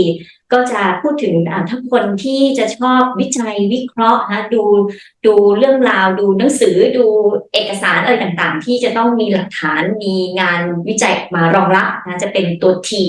ส่วนตัว I ก็จะคงเข้าใจอยู่แล้วนะคือเป็นคนที่ชอบคิดนะชอบมีความคิดมีไอเดียสร้างสรรค์คิดค้นคิดอะไรเรื่องใหม่ๆอยู่ตลอดเวลาส่วนตัว P เนี่ยคือคนที่จะคิดถึงเรื่องของจิตใจของคนนะชอบพูดคุยกับคนนะชอบทำงานร่วมกันเป็นทีมเวลามีเรื่องอะไรตัดสินใจก็จะนึกถึงใจของคนเป็นหลักนะคะส่วนตัว S เนี่ยจะเป็นคนที่ชอบที่อะไรที่มันเป็นระบบนะมีระเบียบอยู่แล้วเนี่ยจะชอบทำงานเป็นระบบนะคะก็จะเป็นคร่าวๆนะคะในเรื่องของตัว TIPS ค่ะโอเคดร. Let's go. Okay, Gang Mark Kun Bing Kop. Thanks for translating. So again, we have this 4 bases: theories, ideas, people, systems. And originally they gave also TIPS its name, TIPS, TIPS. And let's now have a look at our 2 role models and how they come out with their bases. So Walt Disney clearly is somebody who is enjoying being at the idea space. So we would shade this letter I here. So he is here an ideas-based person. While Warren Buffett is actually in between 2 bases. So he is somebody who values knowledge and evidence, but he is also very systematic in how he does things. So his 2 bases that energize him are T and S. So now, how about yourself? Which circle do you want to color or want to shade? So I make mine here. So I'm also like Walt Disney's attracted by the idea space. So I would make this circle here colorful, and shade this, And that was the first element that we used to profile people in tips, the tip space. ค่ะลองทำตามดูนะคะตรงด้านซ้ายตรงเบสนะคะลองดูว่าถ้าระหว่าง T I P กับ S ค่ะท่านคิดว่าท่านมีแนวโน้มน่าจะโอนเอียงไปทางไหนอย่างเมื่อสักครู่นะคะท่านบอกว่าถ้าเป็นวอร์เรน บัฟเฟตต์เนี่ยเขาก็จะชอบ evidence ชอบหลักฐานเพราะว่าจะมีความเป็น T แต่ในขณะเดียวกันเขาจะชอบทำงานอะไรที่มันเป็นระบบระเบียบก็จะมีทั้งสองตัวก็คือ T กับ S ลองพิจารณาตัวท่านเองว่าท่านเป็น people หรือเปล่าหรือว่าท่านเป็น ideator นะก็ลองวงกลมตามดูค่ะโอเคดร.ดี please go on Good, thank you. And now we come to our 4 tip styles, and we distinguish in tips a style to think, a style to work, a style to interact and communicate with others, and a style to live. And I'm going to introduce each of these 4 styles now, and we start with a thinking style. Some people clearly are figure thinkers, which means that they enjoy more analytical thinking, that they are more quantitative, that they are easily able to calculate numbers, that they also maybe think in a more sequential way where they move forward step by step by step in order to arrive to deduce a solution. So these are figure thinkers on the left side. And on the right side, some other people are fantasy thinkers. They enjoy collecting lots of stimuli and then basically connecting the dots into creating solutions. And these are people who are more creative, they are more qualitative, they are more free-flowing in the way they think. So this is on the right side, the fantasy thinkers. And then we have people who are figure and fantasy, which means that they equally feel comfortable to work on more quantitative tasks and maybe juggle numbers, but also they feel comfortable working on some tasks that are more creative and that are more qualitative in nature. So figure thinkers, their favorite Microsoft program is Excel, while fantasy thinkers, they enjoy working in PowerPoint. And now let's have a look at our 2 role models. Walt Disney, is he a figure thinker? Is he a fantasy thinker? Or is he both? And the answer is, of course, he is a fantasy thinker. He is highly creative and enjoys basically using his fantasy to come up with his characters and his stories. While Warren Buffett, figure or fantasy, of course, he is a figure thinker. He is very quantitative. He computes what is a good investment by looking at the numbers and calculating which is a good investment. So this is a figure thinker. And now, how about yourself? Are you an analytical, quantitative figure thinker? Then you need to shade the left space. Are you a creative, qualitative fantasy thinker like me? I shade the right space, fantasy, or are you both? Are you equally enjoying working both on analytical and creative tasks? Then you would shade everything. Okay, Dr. Lee, let me translate short in Thai เมื่อสักครู่มีคำถามเข้ามาตรงเบสก่อนแล้วกันนะคะตรงเบส TI PS นะคะท่านสามารถลองดูก็ได้ค่ะบางคนอาจจะมีความโอนเอียงไปทั้งสองเรื่องนะคะไม่ว่าจะเป็นจริงๆก็ชอบ theory แหละแล้วก็เป็น system เหมือนกับทางวอร์เรน บัฟเฟตต์ก็ได้นะคะแต่ว่าบางคนไม่ชอบทฤษฎีไม่ชอบอะไรที่มันแบบแล้วก็ไม่ชอบตัวเลขด้วยอยากชอบคุยกับคนอยากปฏิสัมพันธ์กับคนมากกว่าก็เป็นตัว P ตัวเดียวก็ได้ลองดูว่าสิ่งที่ท่านเป็นอยู่ในปัจจุบันนะคะก็จะมีทั้ง2วงกลมเลยก็ได้หรือจะมีแค่วงกลมเดียวก็ได้ตรงเบสทีนี้เมื่อสักครู่ดร.ดีพูดถึง thinking style นะก็จะมีทั้งเป็น figure หมายถึงคนที่ชอบตัวเลขคนที่ชอบคิดวิเคราะห์อะไรที่ขอเป็นสถิติออกมานะคะแล้วก็ทำอะไรเป็น sequence นะเป็น step by step ชอบอะไรเป็นปริมาณเป็นตัวเลข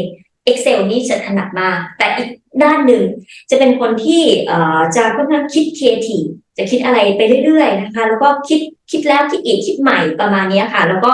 คนเนี้ยจะแนวเหมือนกับถ้าเป็นภาษาก็เรียกว่า connecting the dot ได้คือพอมีเรื่องนี้มาแล้วเขาสามารถที่จะเอามาเชื่อมโยงกันเป็นเรื่องใหม่ๆได้ก็จะเป็นสองแบบนะก็ลองดูบางคนมีทั้งสอ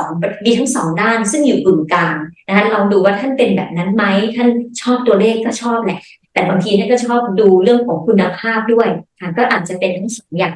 ลองดูนะลองระบายดูถ้าท่านแบบว่าฉันเป็นคนที่ชอบสถิติชอบตัวเลขก็ระบายที่ฟิกเกอร์หรือถ้าเป็นตรงกลางก็จะอยู่ที่ตรงกลางดูโอเคค่ะดร.ดี let's go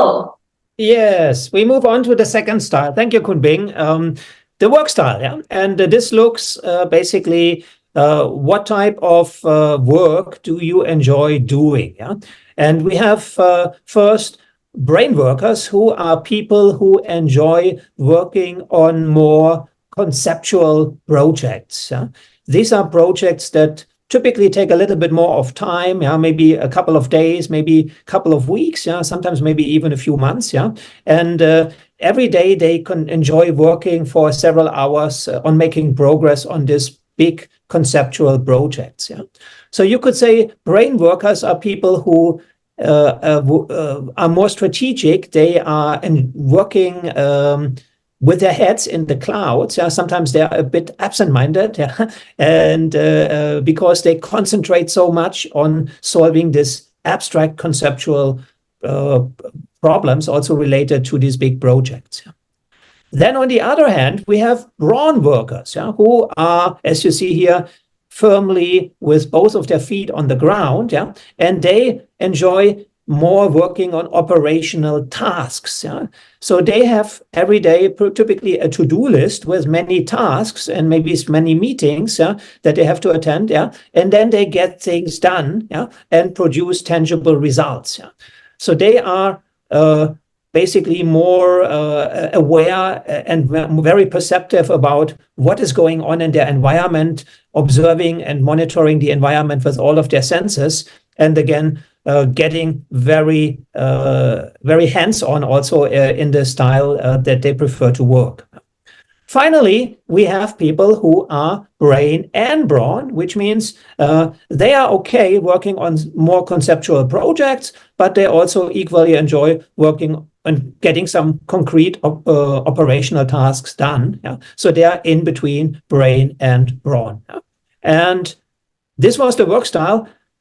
Let's look at our two role models. Walt Disney,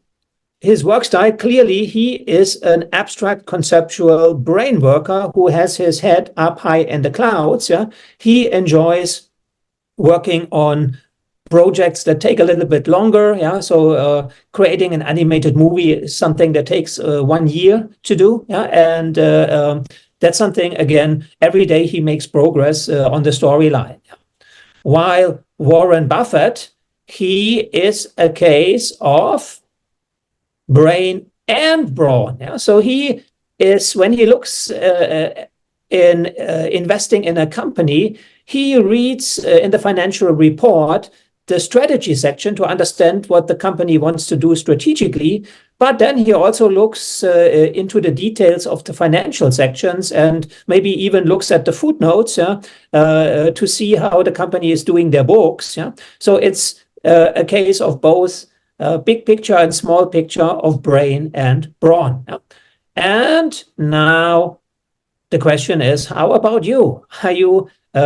more of a brain worker? Are you more of a brawn worker? Are you both? And in my case, I'm also a brain person. Yeah, so I highlight and shade here brain on my worksheet. And Kun Bing, I'll pause to also let you again translate. Yeah. โอเคค่ะมาดูแต่ละท่านบ้างค่ะว่า working style ของแต่ละท่านเป็นยังไงถ้า brain เนี่ยเราลองนึกนะคะ brain คือสมองท่านก็จะชอบมองในเรื่องของแนวคิดเป็นกรอบแนวคิดก่อนกรอบแนวทางก่อนเป็นแค่คอนเซ็ปต์นะเป็น big picture แต่ถ้าคนที่ลักษณะของ brain เนี่ยจะลงลึกถึงรายละเอียดจะเป็นคนที่ชอบลงมือทำในลึกของรายละเอียดเรื่องของ operation ช่างสังเกตอันนี้ทำเสร็จแล้วโอเคลำดับต่อไปทำอะไรอันนี้ทำต่อไปจะเป็นลักษณะนี้ค่ะเราจะนึกภาพตัวเราเองออกเพราะว่าตัวเองจะชอบแบบ ตักคิดวางคอนเซ็ปต์ให้ทีมงานก่อนโอเคทีมงานเอาไปทำหรือไม่ได้ค่ะเราวางคอนเซ็ปต์เสร็จแล้วทีมงานไหนมาดูซิอันไหนเสร็จหรือยังอันนี้ทำไปหรือยังประมาณนี้เราก็จะเป็นแนวบรอนด้วยหรือผสมผสานกันที่อยู่ในซูมเว็บนาหรือ Facebook ค่ะลองมาไฮไลท์ค่ะว่าท่านเป็นเบรนหรือว่าบรอนหรือทั้งคู่ลองดูค่ะโอเค let's go Okay, good. Then the third style is the interaction style. And the interaction style captures how we communicate, how we make a case, yeah, and also how we make decisions. Yeah. And here we have some people who really make a case and argue and communicate based on the facts. Yeah. So they look at the evidence involved in a certain situation, and then they say, here, these are the facts, yeah, and you cannot ignore this, and basically we need to do this because that's what the facts suggest.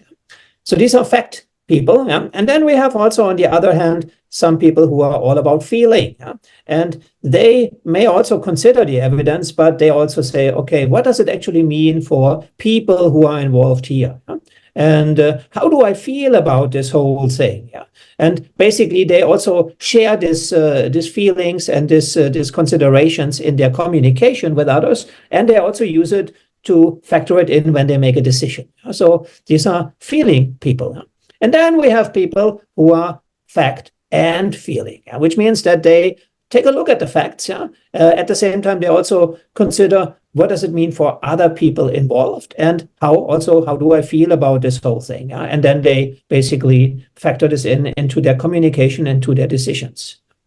So Walt Disney is a case of both fact and feeling. Yeah? So he, of course, created his stories in his cartoons, in his movies, using his empathy, using his feeling style, yeah, and making this very emotive stories. Yeah. At the same time, he was an entrepreneur who actually, in some of his ventures, I think 2 times got bankrupted. Yeah, and he knows that he also needs to look at the facts and need to basically consider the brutal facts of his present reality as an entrepreneur. So he is both fact and feeling. How about Warren Buffett? Yeah. How does Warren Buffett make an investment decision based on the facts? Yeah? And he also communicates then why he picks a particular stock to invest in. Yeah? So he is very much a case of fact. Yeah? And how about you? Are you interacting more using facts, or are you more of a feeling person, or are you both? Yeah? Highlight again the respective shade. Yeah, say it loud. Good. So I'm a case of both fact and feeling. So I would highlight both of these boxes. Yeah. มาดูว่าแต่ละท่านค่ะลองดูเรื่องของ interact นะว่าเรื่องของการสื่อสารหรือว่าเรามีเรื่องที่เราจะต้องตัดสินใจเนี่ยเราตัดสินใจบนพื้นฐานของข้อมูลเรื่องของ evidence หลักฐานที่เป็นแฟกต์หรือเปล่าหรือเราตัดสินใจโดยใช้ความรู้สึกนะความเห็นอกเห็นใจควบคู่ไปด้วยลองดูนะคะว่าสมมุติว่ามีเรื่องที่เราจะต้องสื่อสารกับทีมงานนะเรื่องที่เราจะต้องตัดสินใจถ้าเป็นคนที่เป็นแฟกต์เนี่ยเขาก็จะเอามา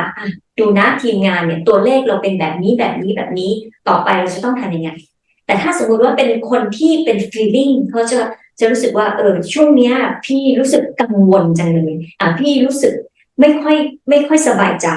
เขาก็จะแสดงความรู้สึกอันนี้หมายถึงว่าเขาใช้ feeling ในการที่จะเบนในเรื่องของการตัดสินใจหรือการสื่อสารเราดูบางท่านก็จะใช้ทั้งคู่ลองนะท่านที่อยู่ใน Zoom หรือว่า Facebook ลองไฮไลท์ดูค่ะว่าเป็น fact feeling หรือทั้งสองด้านค่ะโอเค let's go on the last one. So the last one is the lifestyle, and the lifestyle looks on what kind of environment do you enjoy working in and living in. Yeah. So are you somebody who is more of a form person who likes to work and live in an environment that is very formal, that has clear rules and guidelines, that maybe has clear time schedules that you need to follow, yeah, and that is overall more well regulated,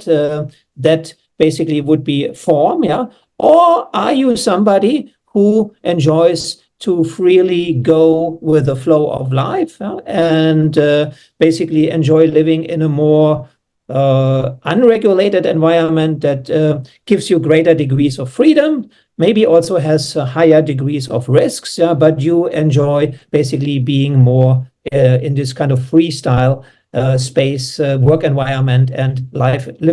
living environment. Or thirdly, lastly, are you a form and flow person who likes a little bit of order, but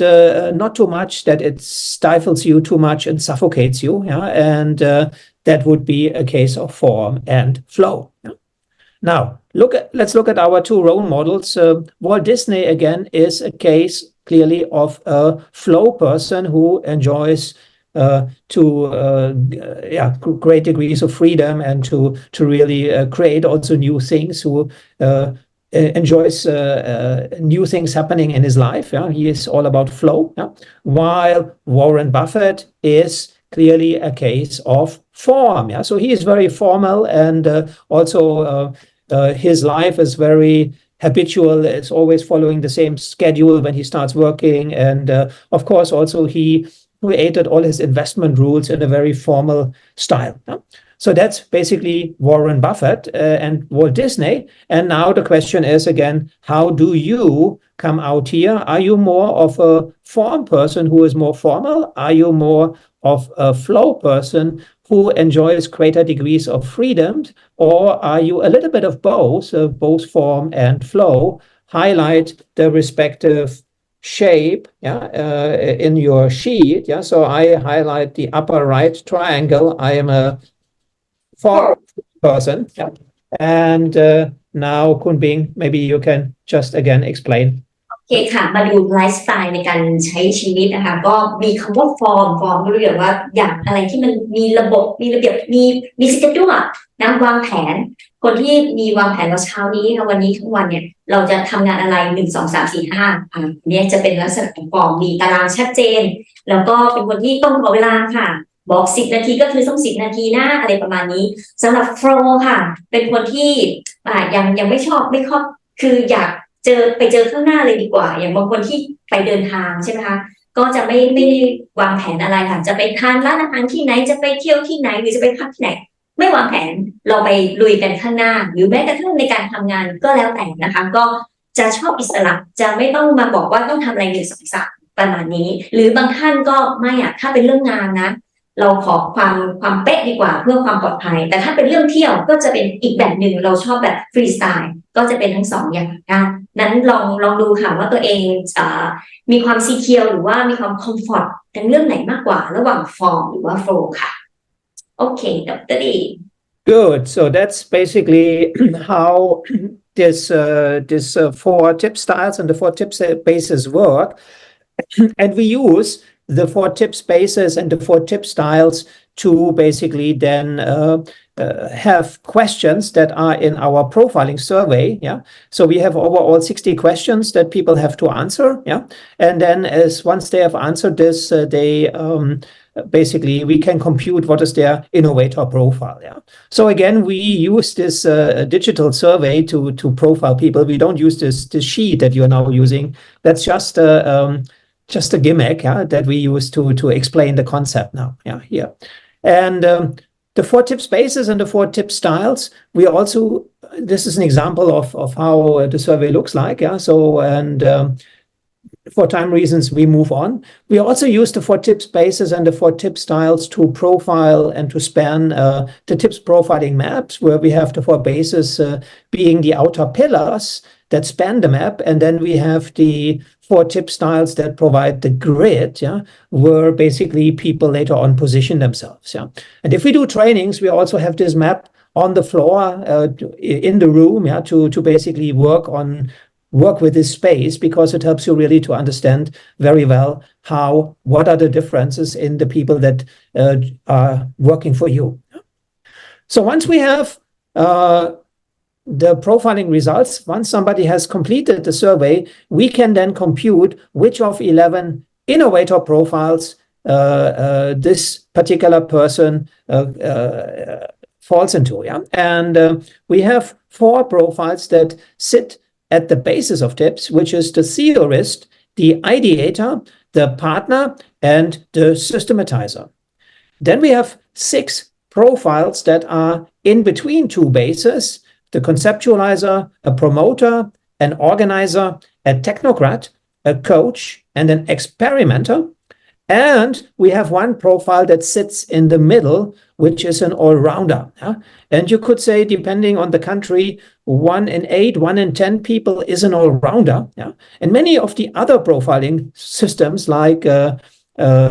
Myers-Briggs, they don't identify these people. Yeah? They would box you into another profile, yeah? Although you are actually somebody who is very, very flexible. And in TIPS, we have a profile, a separate profile for these people who can actually do many things, yeah? Who are all-rounders.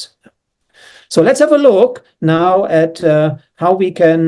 figure out what Walt Disney is. And what we do is we now take these shades that we have on the bottom and put them up to the upper right side. Yeah, and first we say the home base of Walt Disney is ideas, yeah, so we shade this one. Then his thinking style is fantasy on the right. Yeah, his work style is brain. Yeah, and his interaction style, it's fact and feeling, so we don't add this because it would be too messy. We leave this out, but we add his lifestyle, which is flow. And then if we look at which part of the TIPS map is the darkest, it's the upper right corner, and Walt Disney would profile as an ideator in TIPS. How about Warren Buffett? Warren Buffett, his home base is theories and systems, so he is in between 2 bases. Yeah, we put this up here. Then his thinking style is clearly figure, so we add this shape. Then again, the work style, here is a case of brain and brawn, so we leave this out. Then the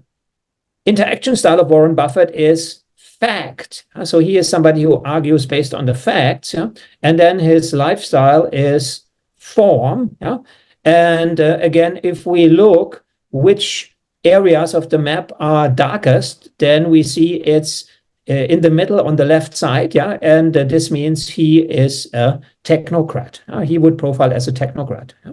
So if you now go to your worksheet and you also shade, and you can do this either now or you can do this later if you like, you might get an idea roughly how you would end up on the TIPS map. But of course, if we want to know for sure, you would need to answer the 60 questions of the TIPS questionnaire, because this is just an intuitive way to give you a rough idea on how you might come out in TIPS. คุณปิง ค่ะอยากจะให้ทุกท่านนะคะลองไฮไลท์นะคะจากกล่องด้านบนนะคะอย่างเดิมถ้าสมมุติว่าเรา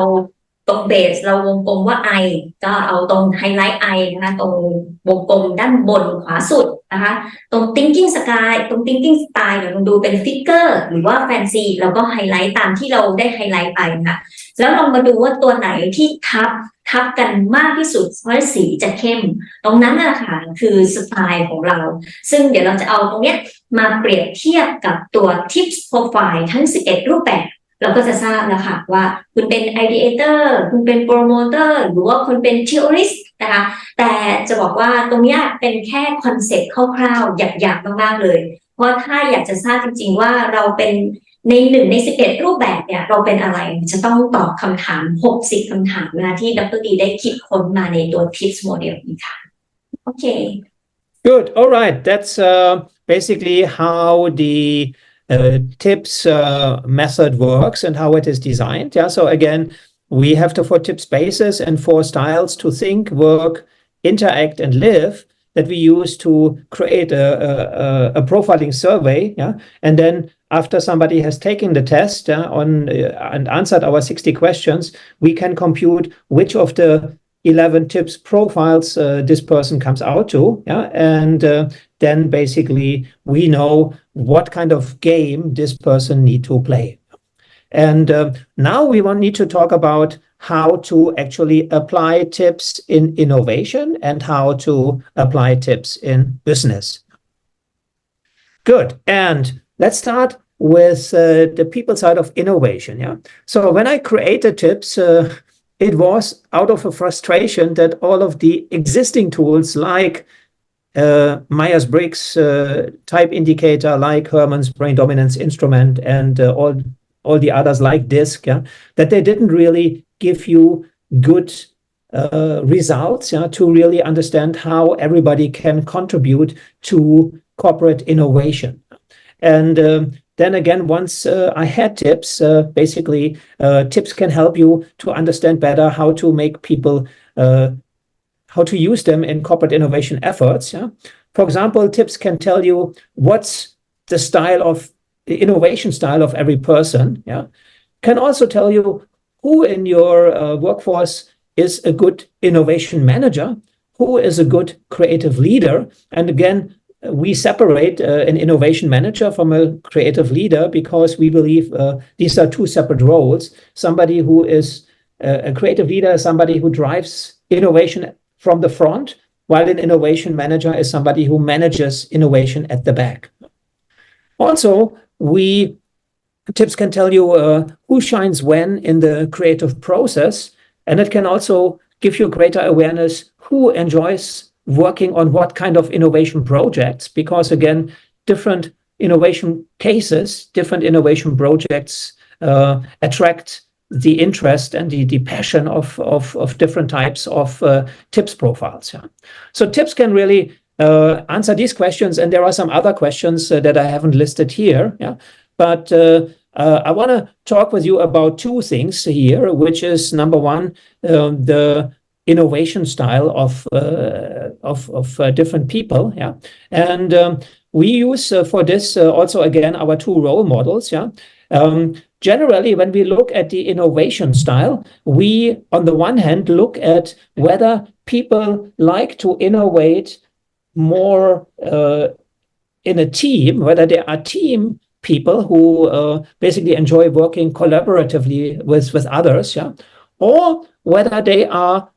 rather preferring to work alone, yeah, whether they basically maybe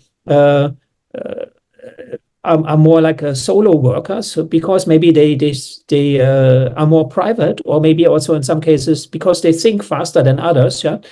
or whether they're a case of solo team, which means whether they equally enjoy being working alone and working with others in a team, whether they're indifferent to this and they can do both. Yeah. On the other hand, we also fall back on a construct from Michael Curtin that we already saw earlier on, who differentiates people in two adapters who work more on incremental innovation, yeah, who maybe incrementally improve an existing process or come up with an idea to improve an existing process, yeah, but the idea is very small. It's a small incremental idea, and we call these people who enjoy this kind of incremental innovation style adapters. Yeah? So they adapt something that already exists and make it a little bit better. On the other hand, we have innovators who really want to push for more radical change, who enjoy more disruptive change, yeah, and who enjoy working on projects that are maybe more revolutionary and shift the boundary. And again, then we have also some people who are in between. We call them adapter innovators, who are a little bit of both, yeah, who you could say favor more an evolutionary innovation style. And if we combine this, we get then different combinations. And again, using our role models, yeah, we start with Walt Disney, whom you see here on the photo on the right in the middle. Yeah, so he is a case of a solo team innovator. Yeah? And you see here on the top right, he was enjoying working with other people in his team to create his animated stories. Yeah, you see here a storyboard in the background. Yeah, and so far that's the team style. Yeah, but also his biggest idea, which was Mickey Mouse, he got while riding alone on a train from New York to Los Angeles. Yeah, and then basically scribbling around, and then suddenly Mickey Mouse popped up, and you see this moment here in his notebook. Yeah, and that's again the style of a solo team person. Yeah, and then Walt Disney clearly was somebody who pushed the boundaries. He created a new way of making movies, animated movies. He created this revolutionary theme parks, Disney World, where he stood in front of a mangrove for an orange forest,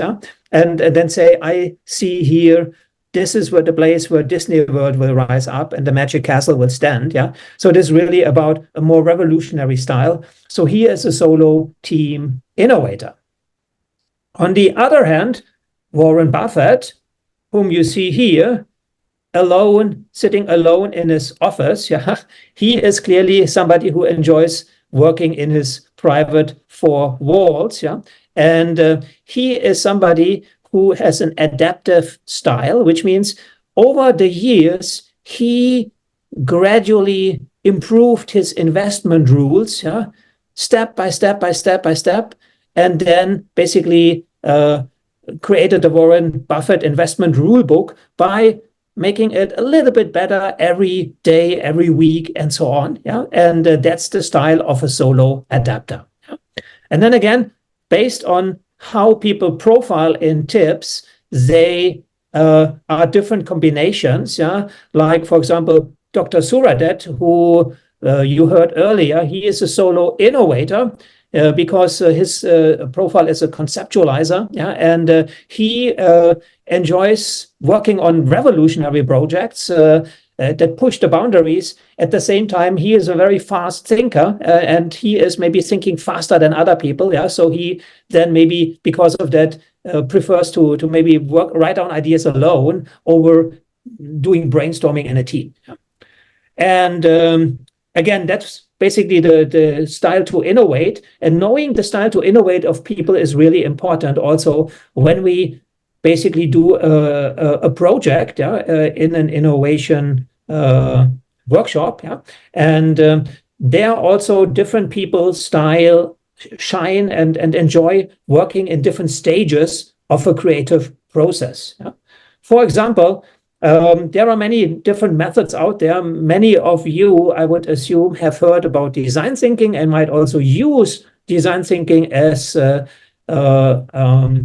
creative process. The oldest model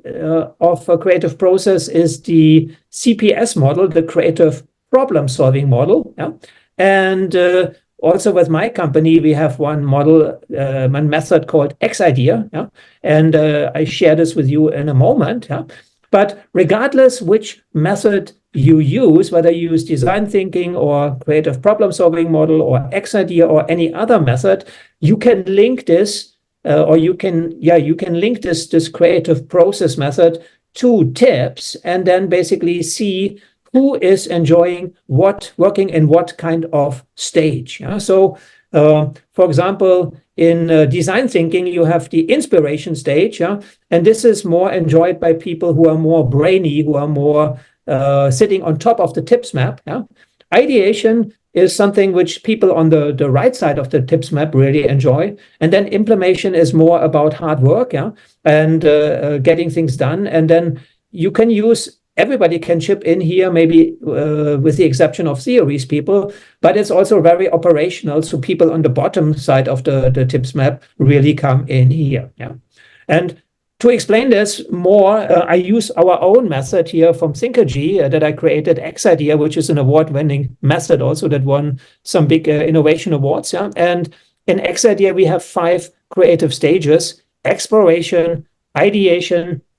development, evaluation, and action. And in every stage we do something different. So every exploration is understanding what actually is your problem, what do we want to achieve, what are trends that are involved, what are customer needs, and so on. So understanding what is really going on and exploring the case. Then we do ideation, where we want to generate a large pool of ideas. And they don't have to be perfect. We call these ideas raw ideas. And we can do this because in X idea, we have a second creative stage, development, where we turn idea quantity into quality and where we design meaningful idea concepts. Then we take these concepts and evaluate them in the evaluation stage to find out which one have really a chance to succeed in the market. We might do also some prototyping here, and ultimately we elect the top ideas that we pitch. And then once we gain an approval at the beginning of the action stage, we then turn it into an implementation project, and then eventually we ship a new product, we launch a new service, and so on. So it's a very systematic approach, and you see here in tips, different people are shining at different stages of X idea. So the ideation stage, the exploration stage at the beginning is very conceptual. It's very much about the big picture. But then if users are involved, which in many projects they are, you also need to involve people from the people base because they know best about and most intimately about user needs. Ideation is very much about creative thinking, same for development stage. So the people at the ideas and people base really enjoy this and really shine here. But also the theory space can be invited here. I would keep maybe people who are more systems driven out here because they might think this is all too crazy, this is all too wild. And you can bring them in the next stage, in the evaluation stage, where it's all about basically doing critical thinking in order to find out what can possibly go wrong here. But of course, you also need the ideators here to push back and to say, no, we really want to do this, and we can rectify this idea. And basically, you then have this kind of critical evaluation phase. And finally, you take action on the ideas, which I said is very operational, which is more broad driven in the work style S&P. But of course, you also involve your ideators to keep on providing ideas on how to fix some problems related to implementation. So that's basically how TIPS aligns to the creative process. And again, regardless what method you use here, you can also use another method. TIPS can help you to manage the people side of innovation. And also very briefly, there are different project types that you might work on. For example, you might do product innovation, but you could also do strategy innovation or social innovation, And depending on what kind of project you're working on, you would also invite different people to work more in this particular project. For example, social innovation is very people-driven, while product innovation or service innovation is very ideas-driven. To just share with you how we use this in Thinkergy, so you see here a recent project that we did with a company here that is a major production plant in Rayong province, And we were working with their senior managers on 3 really difficult projects. One was about improving the maintenance regime of this company to minimize long-term machine breakdowns. And the people here who worked in that team were more engineering driven, were more analytical, so they were more TS driven. We had also one ideas person, but overall it was more serious. It was more analytical and quantitative in the way we fielded this team. Then a second project was all about employee engagement, to strengthen employee engagement.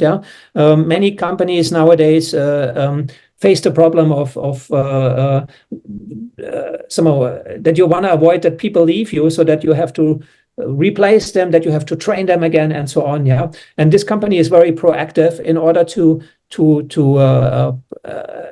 that they have very high employee engagement. And we then also had a project that basically focused on this, and this was very much people driven. So a lot of these people here on this photo have people energy and are sitting on the lower right side of the tips map.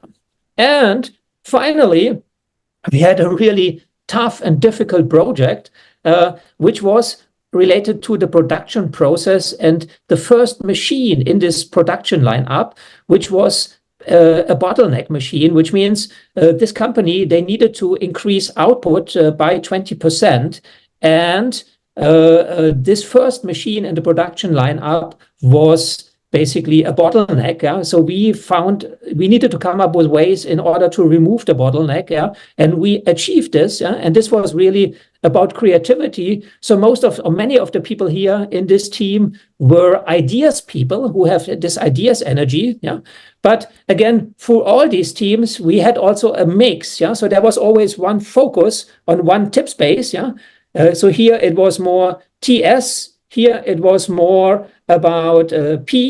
people, and here it was more about ideas. But then again, in each team, there were also some different energies. Yeah, some people who are more operational and so on. Yeah, and in these three projects, ultimately we succeeded, and the company, somewhat as a cumulative effect of these three projects, they will have an improvement of their EBIT by $31 million next year as a result of this projects. Yeah.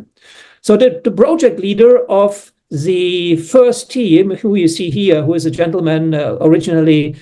from Eastern Europe, he said, I don't know how you do it. I've never worked in a team that was so much in sync, that was such a joy to work with, that also basically produced such good results, which was this team here. Yeah. And again, of course, the reason why this was such a successful team was because we used tips in order to compose the team and to make sure that they have the right know-how to solve this problem, to solve this case, but that overall also the energies in the team are working well, and are well aligned.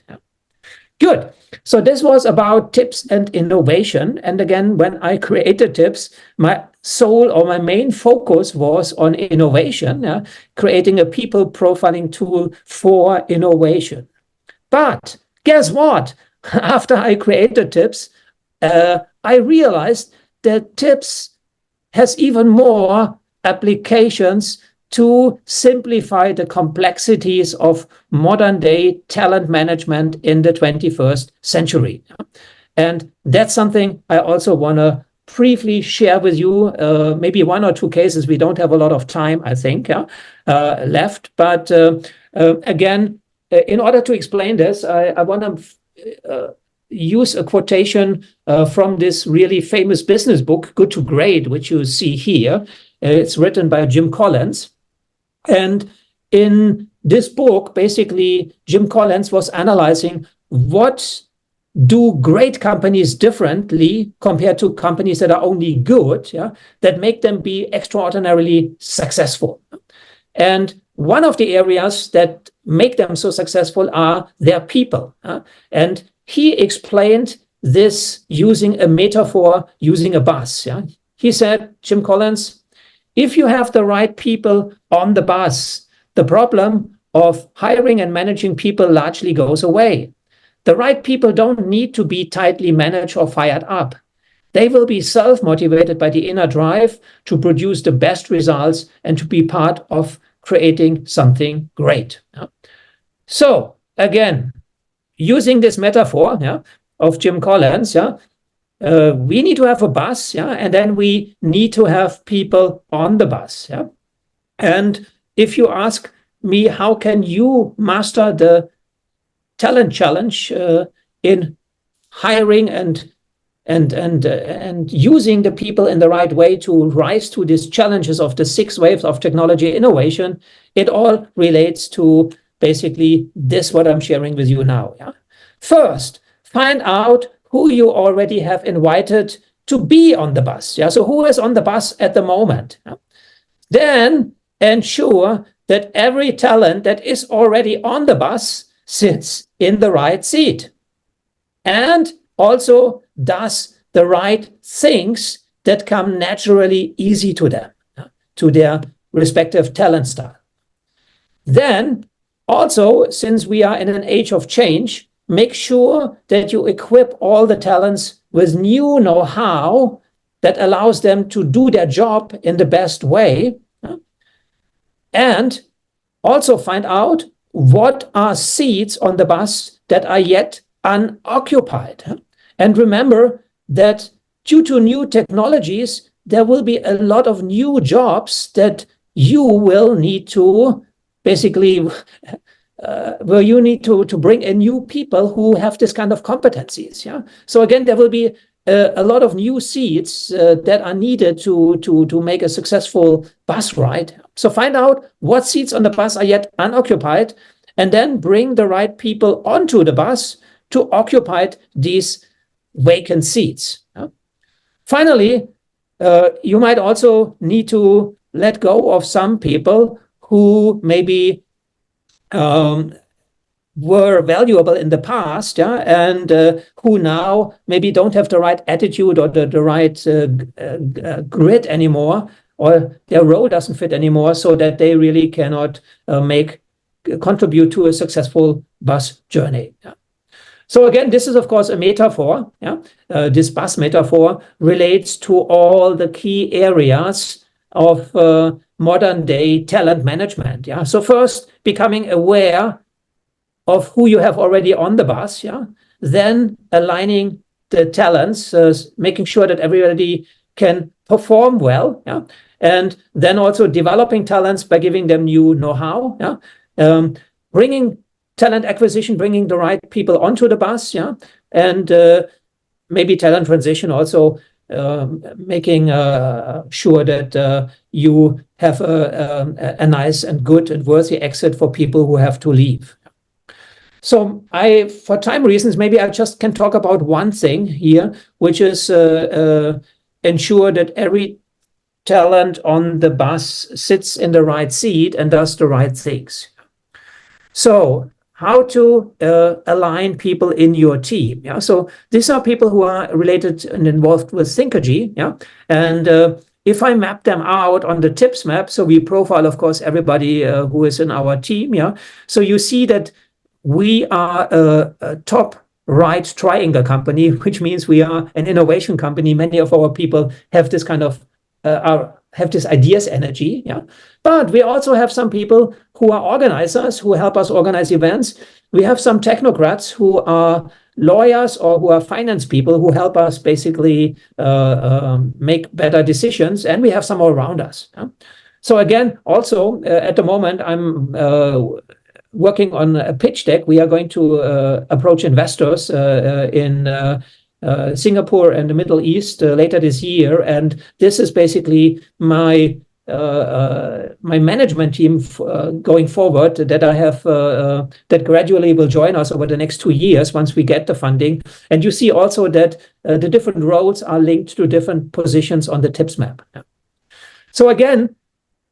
we need to put the right person into the right job. Yeah? And here you need to know what Albert Einstein said, that if you judge a fish by its ability to climb a tree, it will live its whole life believing that it is stupid. Yeah? So again, a fish needs to swim in the water, a monkey needs to climb trees, and we also need to make sure that we position every person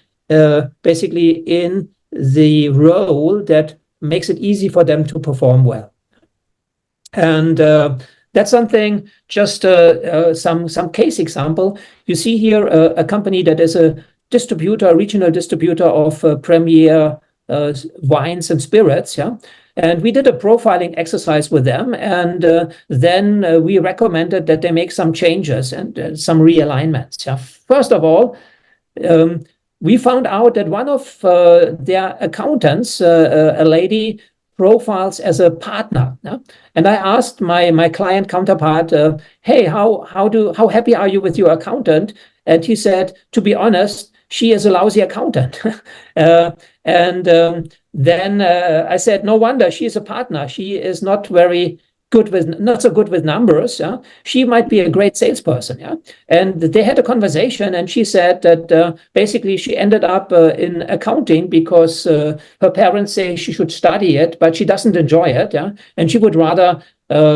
enjoy working in sales. So they moved her to sales, and she became a really good salesperson. Yeah? Then they had a logistics manager who was about to quit, yeah, because she didn't enjoy so much these operational things, but also she was also a partner and profile, and they also offered her to a more senior position in sales, yeah, and she moved there and she decided to stay, yeah, and was very happy then afterwards. Finally, they had one person who was a new trainee that they freshly recruited, yeah, and when we did the tips profile test with them, we found out that this person is actually a promoter, an imaginative promoter, which is somebody very good in spreading the word and very good in marketing. And then they offered this person directly a position as a social media marketer. And again, this person was then, this young person then became, was doing their social media marketing and doing it in a really good way. So aligning talents is really key, yeah? And this is this client who said that again, tips is makes it easier for managers to align the people so that they produce results. Yeah. For time reasons, I just want to share with you one more case study, which is this of a leading Swiss energy company that also uses tips to basically ensure better teamwork within the different teams that need to collaborate in their line of business. Yeah. So here they have some people who are making energy usage models. Yeah. So again, in Europe, in the energy market, you basically buy and sell energy across different countries. Yeah. And this company produces energy based on the demand. And then people who are sitting on top of the tips maps, who are theorists or conceptualizers or ideators, they are developing these models. Then you have people who are traders who are buying and selling energy. Yeah? And you see them, they are more on the lower right side of the tips map. Then they have dispatchers who are the people who are sitting in the plants and who then, based on the demands and on what was bought and sold,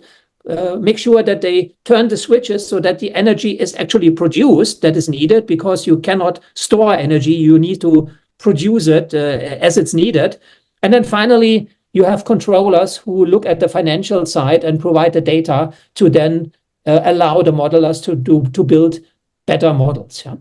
So this company has used tips for over 2 years now, and under each of these labels there is a name. Yeah? There's a different person. Yeah, so I keep this anonymous. Yeah, but again, this is something which has really improved their teamwork. So their chief analytics officer, Dr. Gauden, said that tips has been an established tool in the hiring process of data scientists, and that it's one of the tools that helps them to make sure that everybody can collaborate. Yeah. So for me, tips is a true enabler of teamwork. Yeah. So I'm about to wrap up. I have to skip a number of slides. Yeah. But just to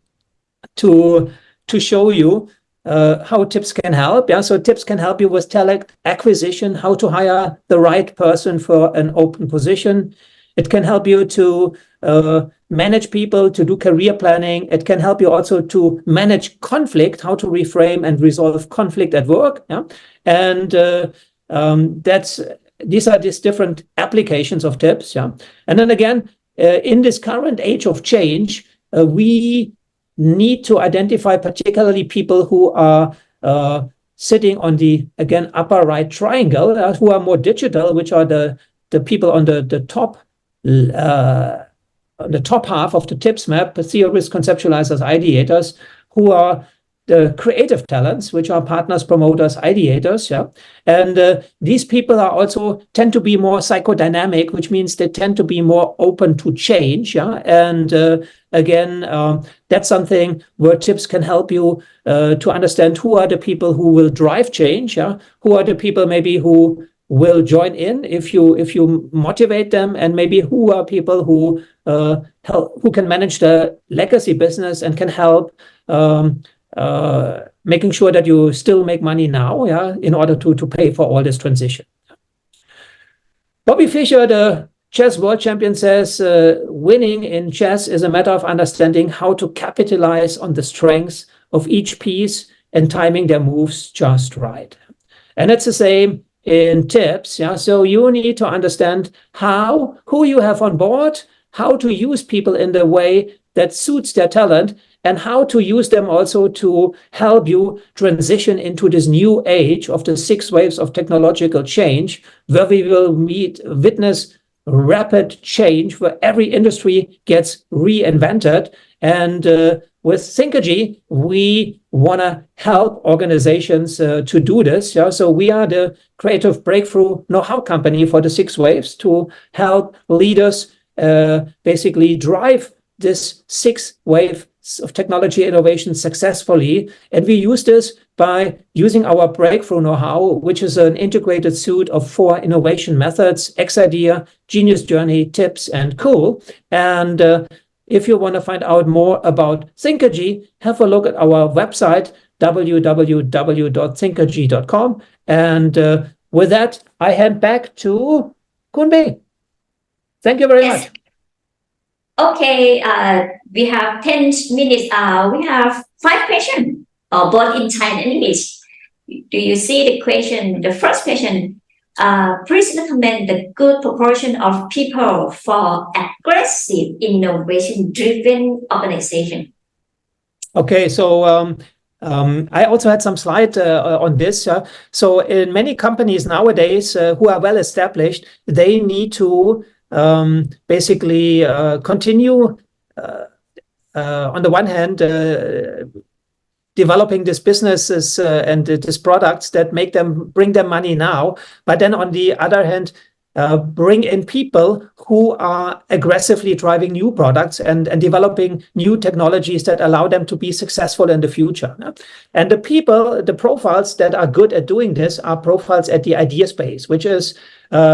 conceptualizers like Kun Suradet, or ideators like myself, or promoters. So these are people who have a lot of drive, who have a lot of change energy, who have a lot of dynamic.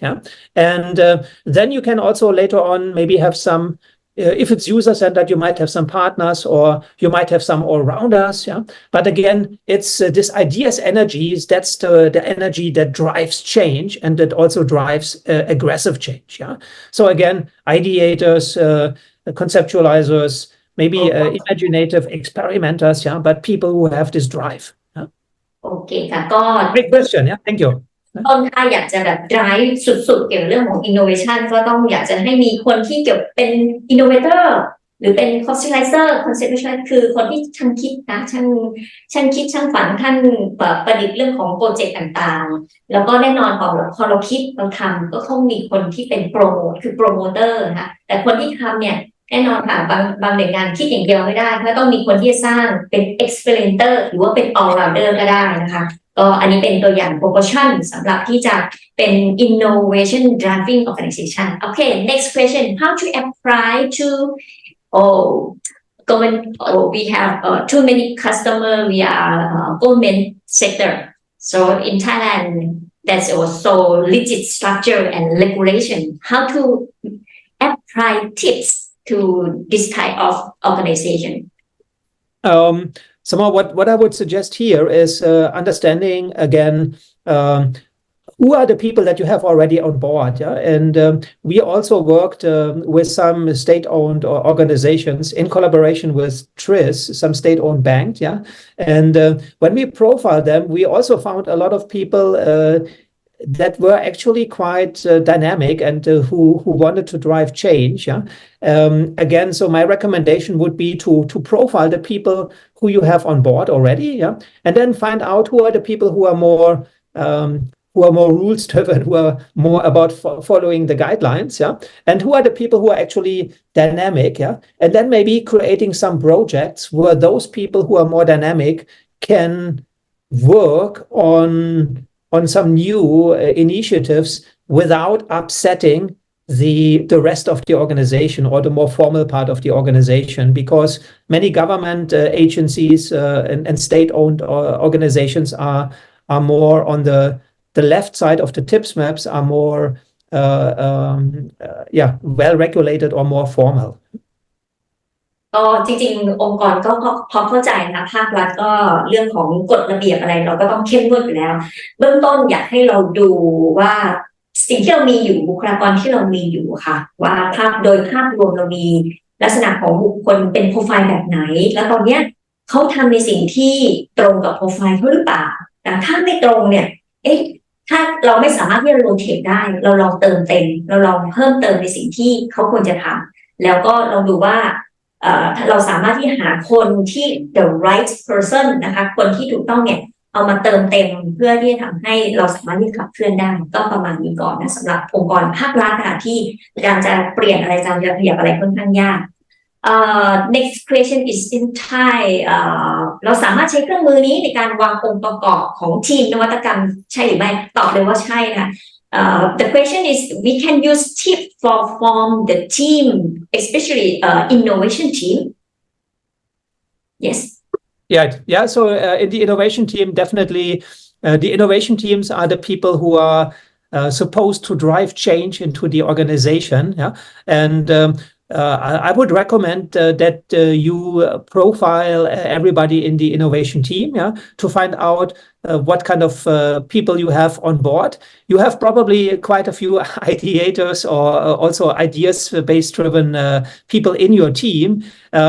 but it's also good to have not everybody be in the same way, because you again also there are in the innovation team probably you have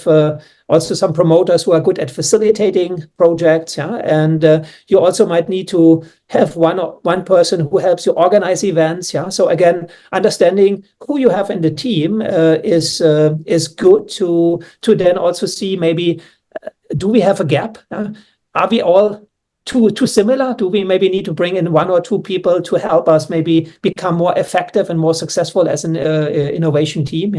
And again, the way to find out about this is getting the profile the tips profile, the team tips profiled. And then we also, if we work with the whole team, we can give you a tips map, where you see how this maps out in space. And then also maybe have a conversation on how you how happy you are with who you have, and maybe what are opportunities to bring in some additional expertise that can help you to perform even better. Okay. มีคำถาม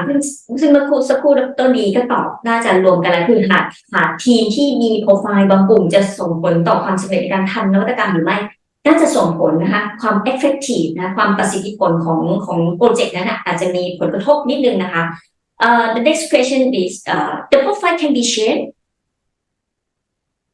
Say again, T. The profile can be shared.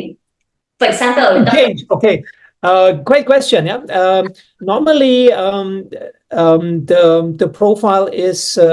the answer is it can change, but only you can move to one to the neighboring profile. Let's say if you are an ideator like me, at some point in my career, I was like a conceptualizer when I was working in banking, because I needed to be more quantitative, which means if your environment forces you to adapt to certain needs maybe of your clients, so I needed to be more analytical at that time, and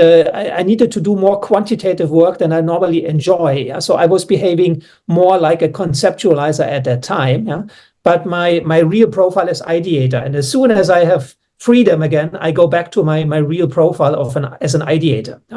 which means again you can move one notch a little bit to the left or to the right or to the on the tips map depending where you are, but you cannot move to a profile that is further away. So I could never be a partner because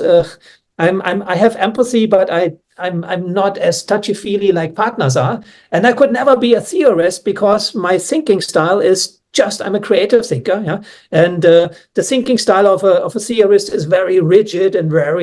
very logical and this isn't me. Yeah. So again, the answer is you can change a little bit, but essentially the profile, you have a profile that is stable. Yeah. One last remark in this regard: if you have some people who are very new to business, who are starting the business, yeah, often they might profile as an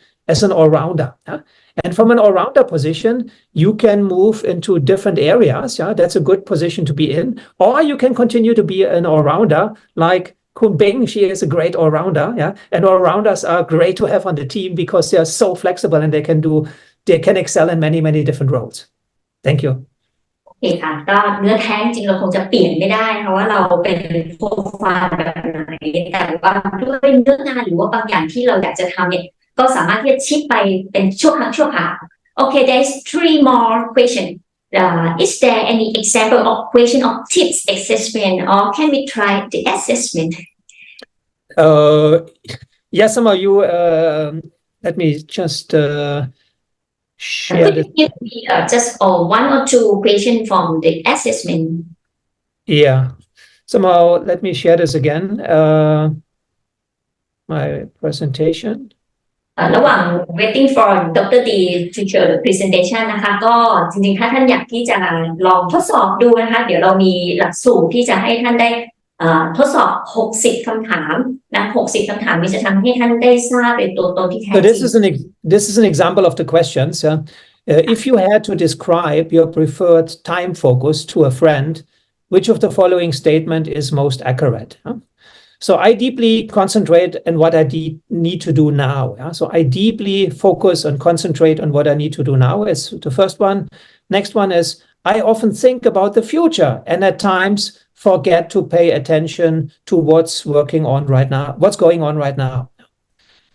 Another answer is I prefer to enjoy the moment, focusing on what's going on right now. And the last one, I relish the good old days and am entertained by documentaries and books about the past. So again, you see also we have in our survey, we always have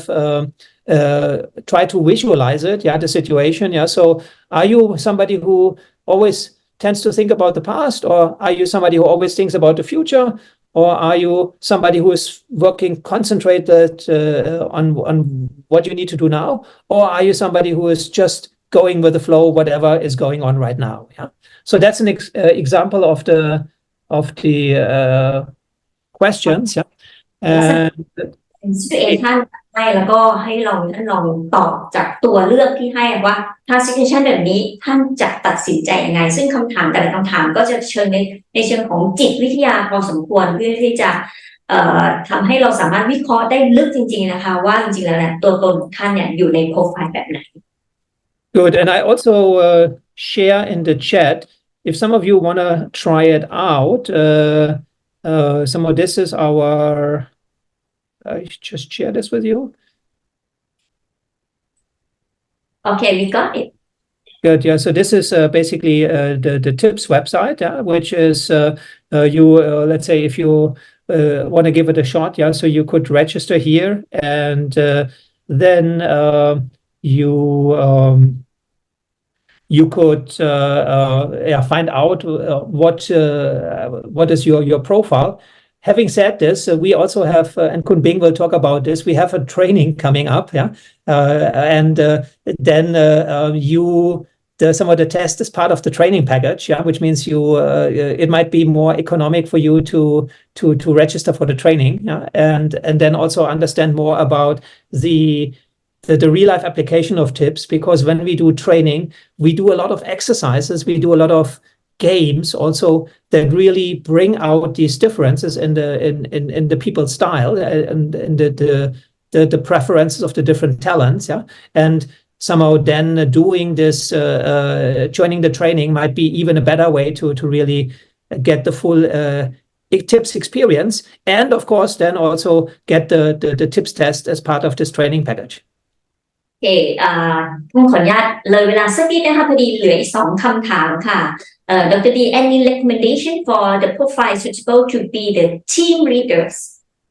and to be able bring people together? Yeah, that team leader depends on the on what team we are talking about. Yeah. So and again, somehow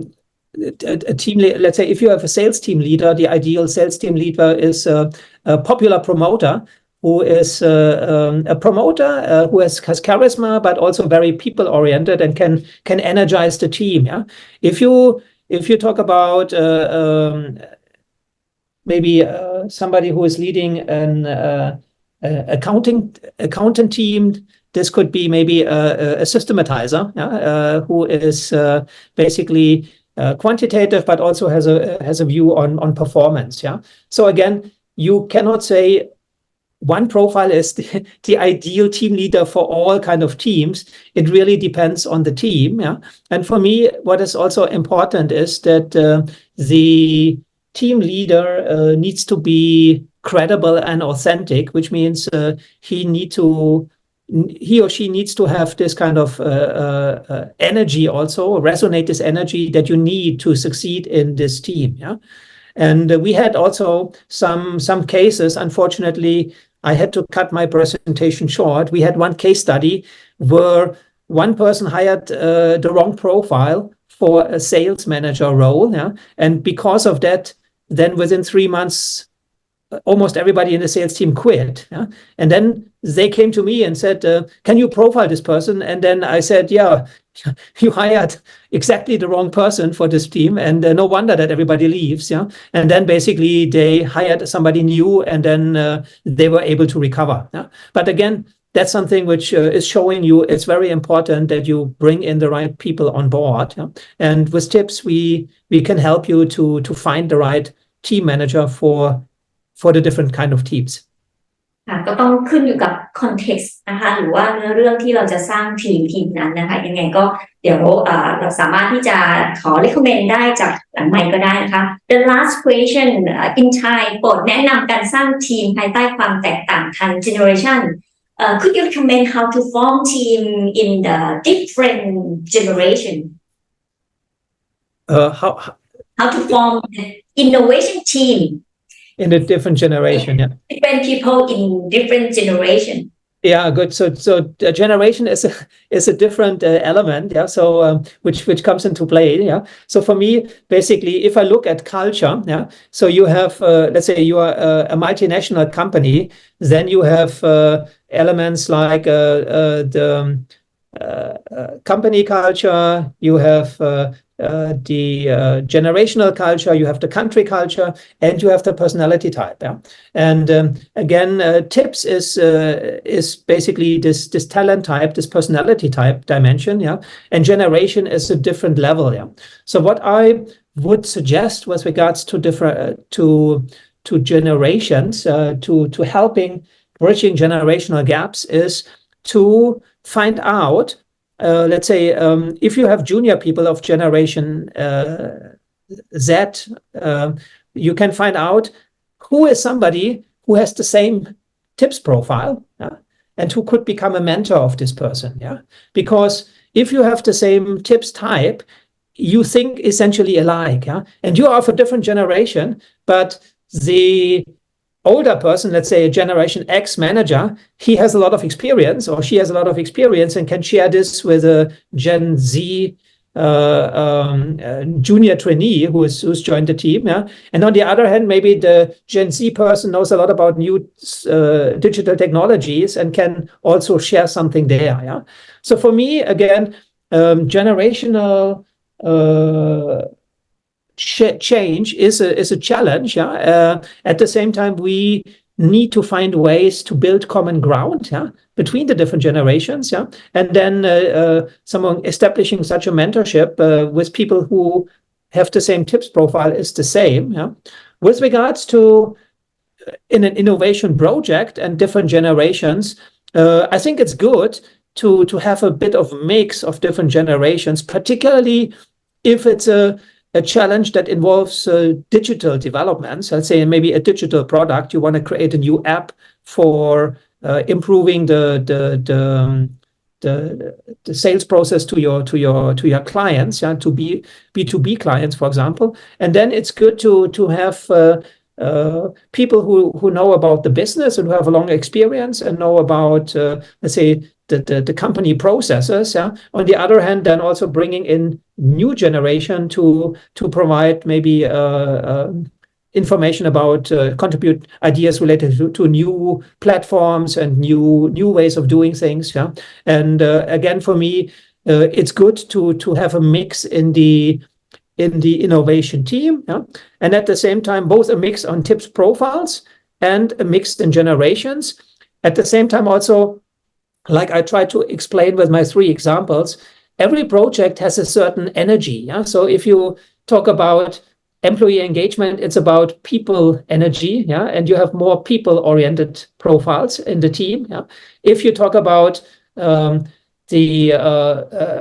machine maintenance, it's very engineering driven. It's very more quantitative, also involving statistics. And you have then people who are maybe more theories and systems driven. And again, that's something where tips can also help you to understand, again, who are the people that I should invite on a project team to really allow for good results. โอเคค่ะก็คงได้คำตอบครบถ้วนแล้วก็เพลงไม่มีคำถามแล้วนะคะก็ต้องขอ thank you very much for your time today. That's very wow information for tips นะคะthank you ค่ะดร.ดีสำหรับท่านที่รับชมอยู่นะคะยังถ้าสนใจนะคะอยากจะทดลองทดสอบประเมินดูว่าถ้าเราลองคิดดูแล้ว60คำถามเราเป็น1ใน11เนี่ยเราเป็นอะไรเราเป็น all rounder หรือเราเป็น conceptualizer หรือเราเป็น theorist หรือว่าเพื่อนๆหรือว่าทีมงานนะคะหรือว่าผู้บริหารของเราเนี่ยถ้าอยากจะมาลองทดสอบตัวทิปอย่าง full รูปแบบเลยนะคะก็ทาง TRIS Corporation ร่วมกับทาง Thinkergy นะคะเราเปิดหลักสูตรโปรแกรมเรียกว่า Innovator Profiling วันที่25มิถุนายนนี้ค่ะตอนนี้ยัง Early Bird 20% อยู่นะคะท่านที่เข้ามาร่วมฝึกอบรมกับเราในวันที่25นะท่านจะได้อะไรบ้างนะคะก่อนวันที่25เนี่ยเดี๋ยวเราจะมีส่งตัวข้อคำถามแบบประเมินเนี่ยตัวทดสอบทิปส์ให้ท่านไปทดสอบตอบนะคะแล้วหลังจากนั้นในวันที่25สิ่งที่ท่านได้รับเนี่ยคือท่านจะรู้แล้วค่ะว่า1ใน11โปรไฟล์ท่านคือใครแล้วจะมีรีพอร์ตเล่มหนึ่งเราเรียกเป็น Tips Profile Report ซึ่งเป็นโปรไฟล์ของเฉพาะของตัวท่านเองในนั้นจะมีรายละเอียดบอกเลยค่ะว่า thinking style working style lifestyle ของท่านจริงๆแล้วมีรายละเอียดแบบไหนสิ่งไหนที่เป็น asset หรือว่าเป็นความโดดเด่นหรือเป็น strength ของท่านคืออะไรหรือสิ่งไหนเนี่ยที่เรียกว่าเป็นสิ่งที่ท่านต้องปรับปรุงนะคะของท่านเนี่ยเป็นลิสต์ออกมาเป็นข้อ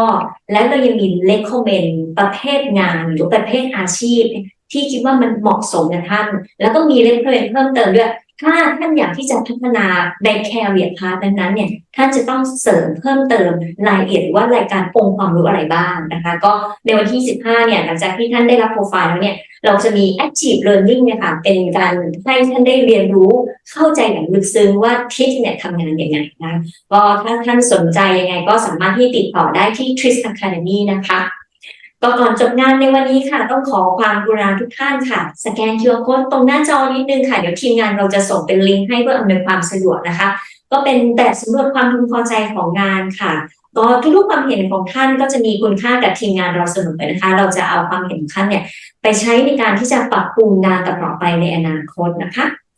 และสุดท้ายนี้ค่ะในนามของ Thinkergy แล้วก็ TRIS Corporation ต้องขอบคุณทุกท่านค่ะที่ให้ความสนใจแล้วก็เข้าร่วมงานสัมมนาในวันนี้นะต้องขอบคุณท่านที่รับชมผ่านทาง Facebook Live ด้วยนะคะครั้งหน้าจะเป็นเรื่องอะไรนะคะทาง TRIS Corporation เราคงจะมีฟอรัมแบบนี้ลักษณะแบบนี้เป็นลักษณะของออนไลน์แล้วก็ฟรีไม่มีค่าใช้จ่ายนะคะคงจะมีองค์ความรู้ที่น่าสนใจให้กับทุกท่านตลอดทั้งปียังไงก็ติดตามข้อมูลข่าวสารได้ที่เว็บไซต์ Facebook หรือว่า Line Official @TRIS ของเราค่ะสำหรับวันนี้ก็ต้องขอบคุณทุกท่านแล้วก็สวัสดีค่ะ It's the same day 이렇게 너를 다시 불러보는